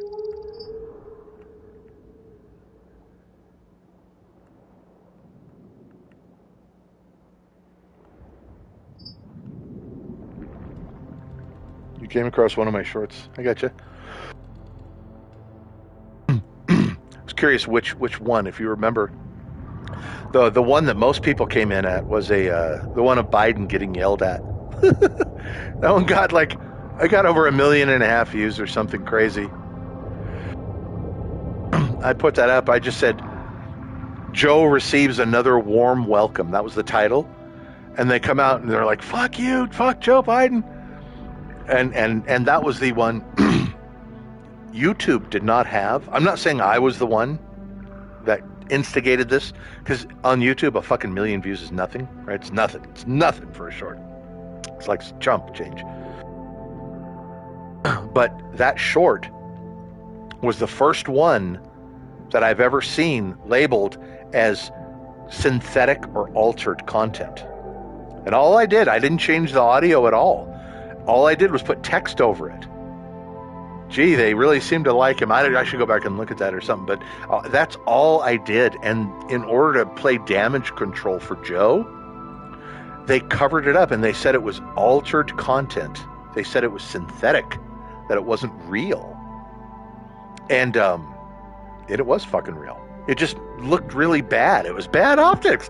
But everywhere Joe would go, he was being crashed by people shouting, fuck Joe Biden. So it's not like this. Somebody wanted to make something look bad. They could have done a much better job than that, you know?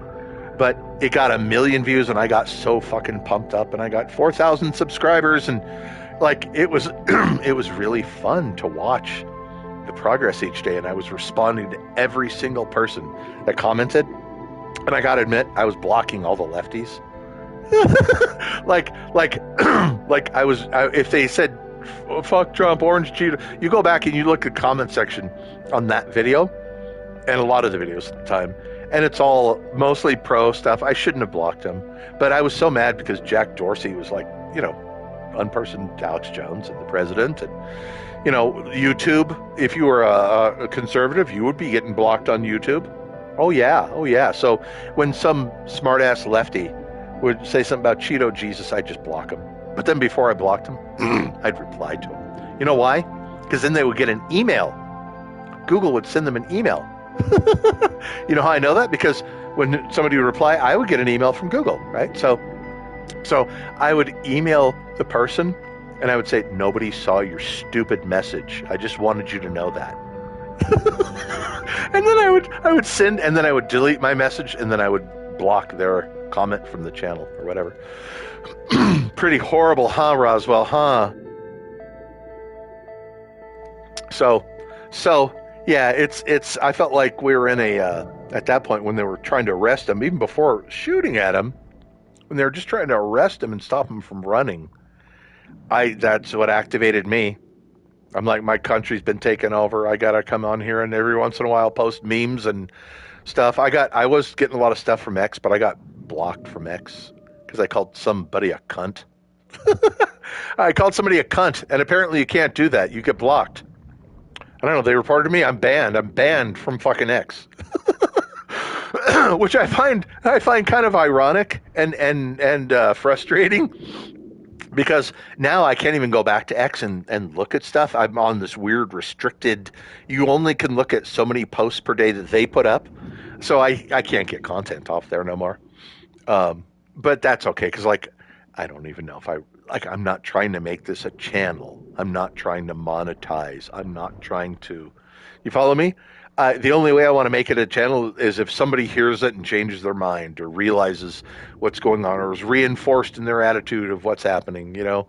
Like that's the goal. It's the love of game. It's not trying to make money and fame. I don't want fucking fame. Dude, I don't want that. This is risky enough talking like this. I deleted all of my live streams on here where I had my camera.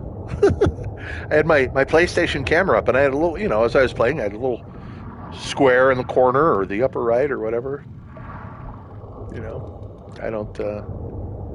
I'm not looking to. I've seen a lot of things on YouTube with channels that are AI content. I swear it's AI content because it's just voiceover stuff. They're using an AI about a topic, and I made one about the Sphinx, but I added some weird shit about me in it.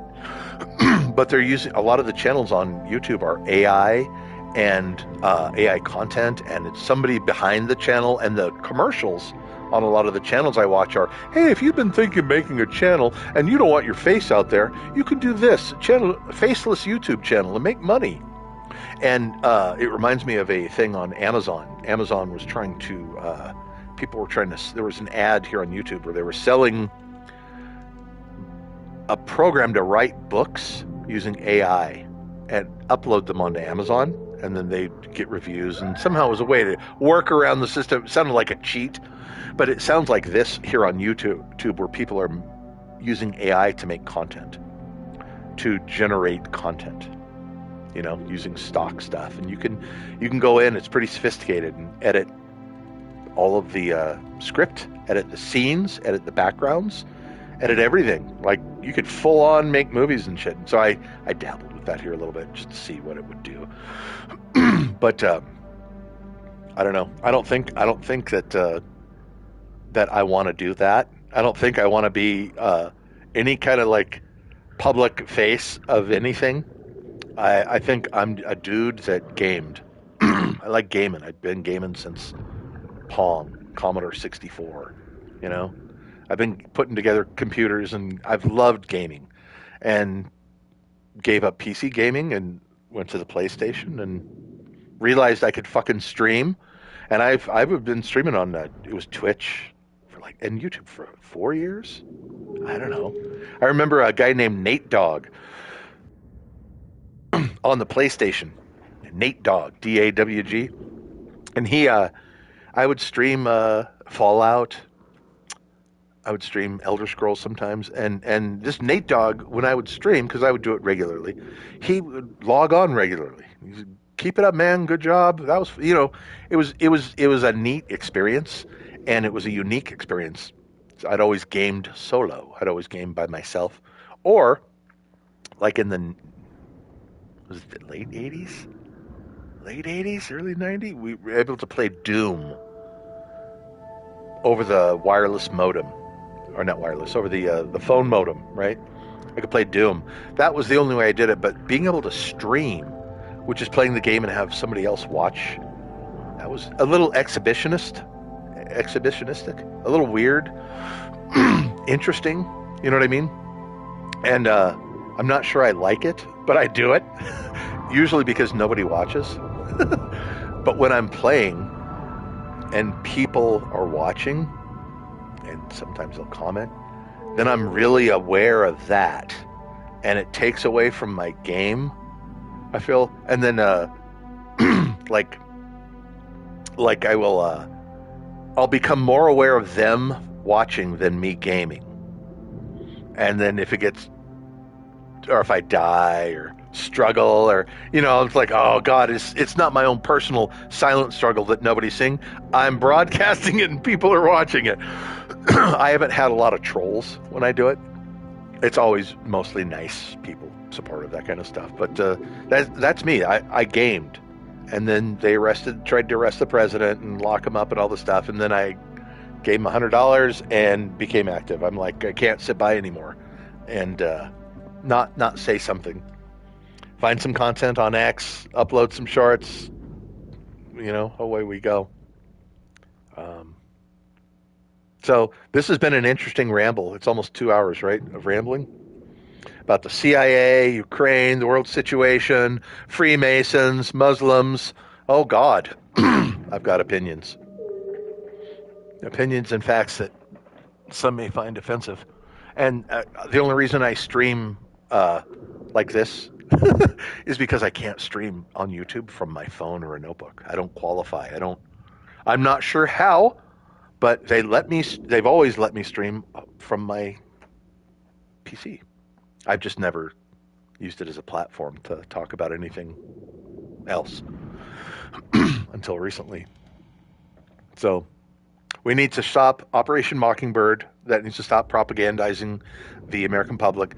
Everybody that has received, I call them poison pills, okay? America has been fed poison pills by Operation Mockingbird with regards to politics and what's happening for at least 8-10 years now. And it's really bad. So I don't know what we do about all the poison pills that people have swallowed. Now, a poison pill is a piece of misinformation. The government's so big on misinformation, disinformation, altered content, synthetic content. But at the same time, what are they doing? They're out here putting poison pills in people's heads. Trump's a racist, okay? Big fucking poison pill. I've seen him undo the crime bill, releasing black people from prison. I've seen Dr. Alveda King go in and speak with him and praise him and all this stuff. So poison pill, he's a racist. I don't know what else to say. All these poison pills have been fed to Americans' heads. Now, me, I've had the antidote. I know it's bullshit. I'm not affected. I'm immune, right? But there are still people walking around out there today. Donald Trump's a racist. Even though he's got all these black people, black MAGA is like, what, 20% now?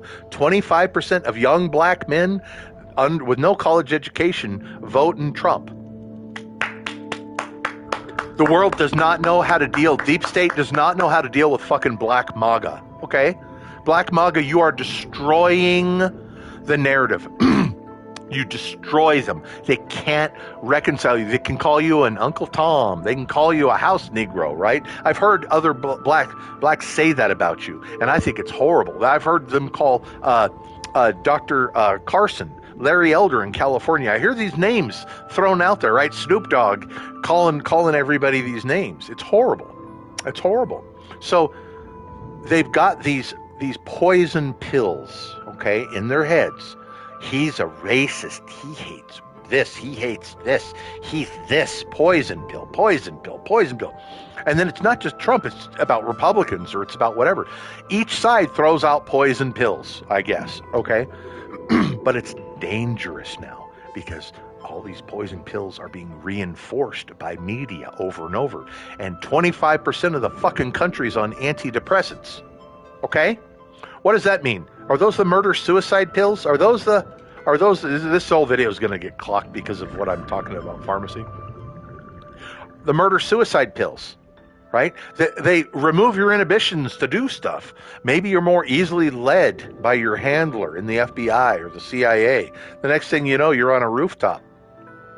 Next thing you know, you're behind a golf course. I don't know. We got to get rid of the mockingbird. We need to restore normal stuff. We need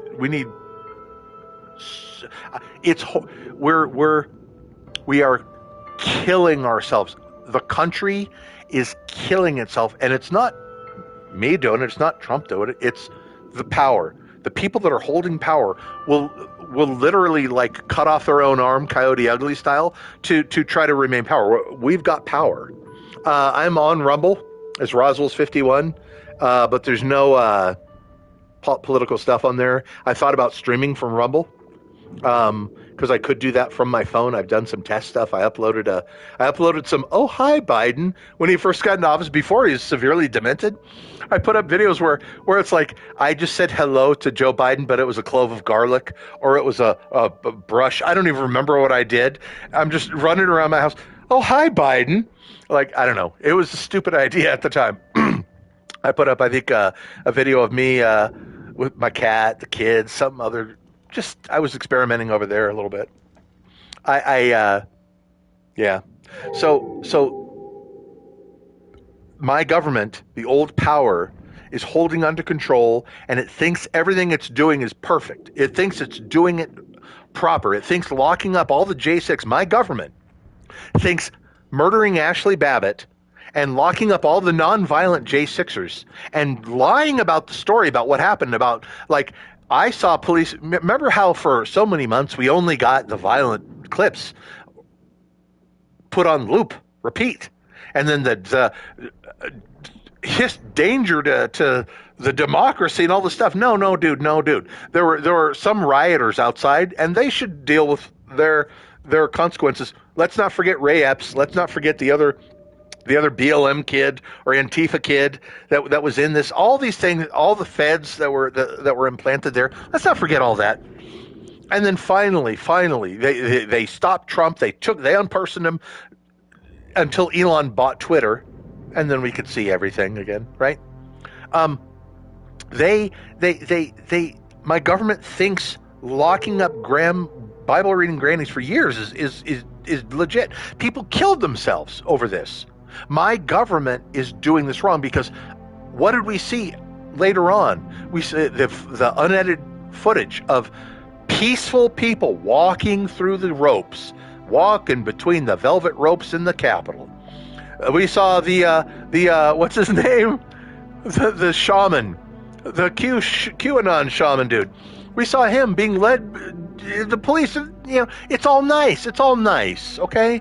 If it was just like the BLM walkthroughs. It was except out front we had the agitators and the COINTEL people and Ray Epps and all the others and some angry Americans, right? We had a little bit of that, but the other 1.5 million, we had 200 bad apple, the other 1.5 million peaceful. Leaving, they didn't burn the fucking church like across the street like BLM did. They didn't leave shit and trash everywhere like the BLM did. No, they just did that. So my government thinks that it's okay to lock everybody up, to silence us, take us off platforms, and it's in the name of America. We're so far gone. We're so far lost. It's profane. It's profane. Look up what Freemasons think when they talk about profane. It doesn't necessarily mean what you think it means, but it's extremely profane. And I can only think like it's too deep. It's too deep. Like this old power that's holding control, the old moneyed power, they want to go global. They're all signed up for the globalist program, the New World Order.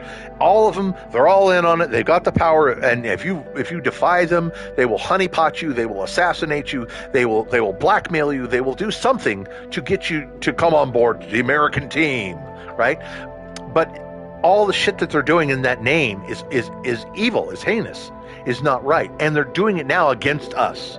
It's being turned against Americans because as a Democrat operative wearing the USA suit, I remember seeing a Seth Rich wearing a USA suit, and they killed him. Gang members killed him, but he was fucking coming out with whistleblowing stuff about the government, and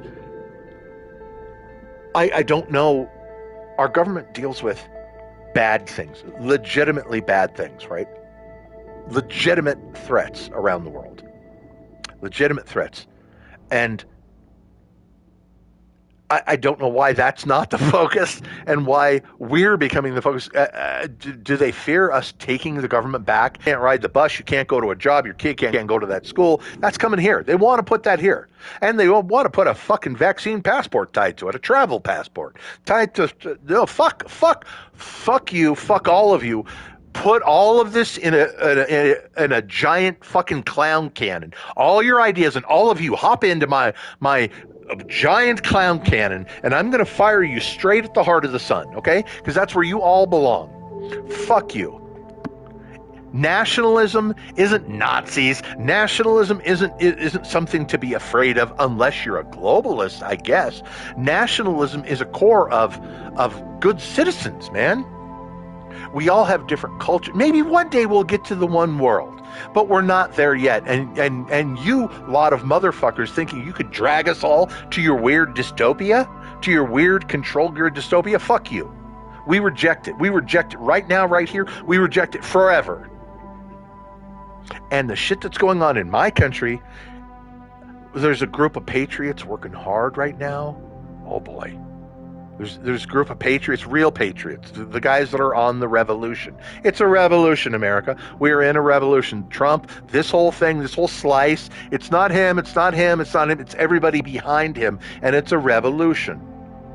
We saw that. We took back the power. We broke up. We challenged corporations. Lefties, why don't you like this? He gets in there. He challenges the pharmaceutical industry. He challenges the military industrial industry. Do we need to do this war? Could we calm down the tensions? All of these things that are going on are, I don't know, are global in basis. I'm straying here. God, there's so much that I need that I want to talk about, and one thing leads to another thing, leads to another thing. All right. This is how the rants go, by the way.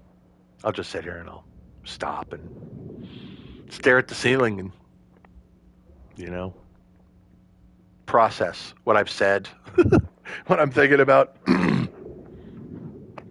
I see all the things popping up on the screen. Am I going to leave the live stream up? I don't know. It's up right now. So Nate's memes, I'm assuming you have a YouTube channel too. Appreciate your coming in here and commenting during this, keeping me company. And I hope to keep seeing your comments on different clips and stuff. And you should definitely let me know what you want me to do, what you want to see here. I don't know. On that poll on the community page. Because I do this every day of my life. I don't want to do it for other people. I do it to understand. If I think out loud, sometimes it's or speak out loud,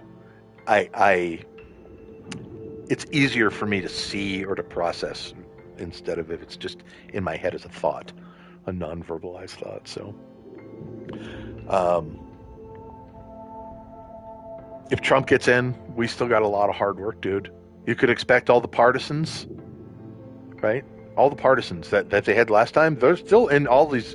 Trump can bring in his cabinet. He can do people in his staff.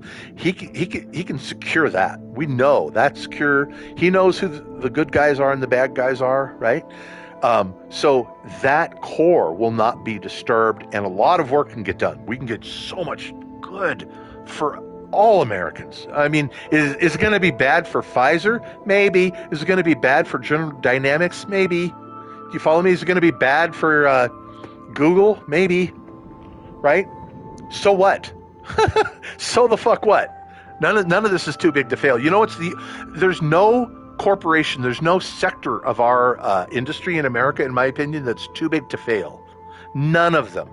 If we are really doing the capitalist thing, the voids get filled, the demand is done. Government can steer things, can drive things, big things, and that's needed and important. But it's not. I don't know. I think I'm just feeling too fatigued here. I'm getting the suffering from the CRS and no notes.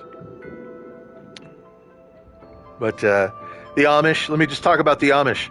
The Amish considered a far terrorist group. And guess what? Guess what the Amish community doesn't have, that we all have. There's something that the Amish, wait a minute, I'm saying this wrong. There's something that the Amish don't have that we have.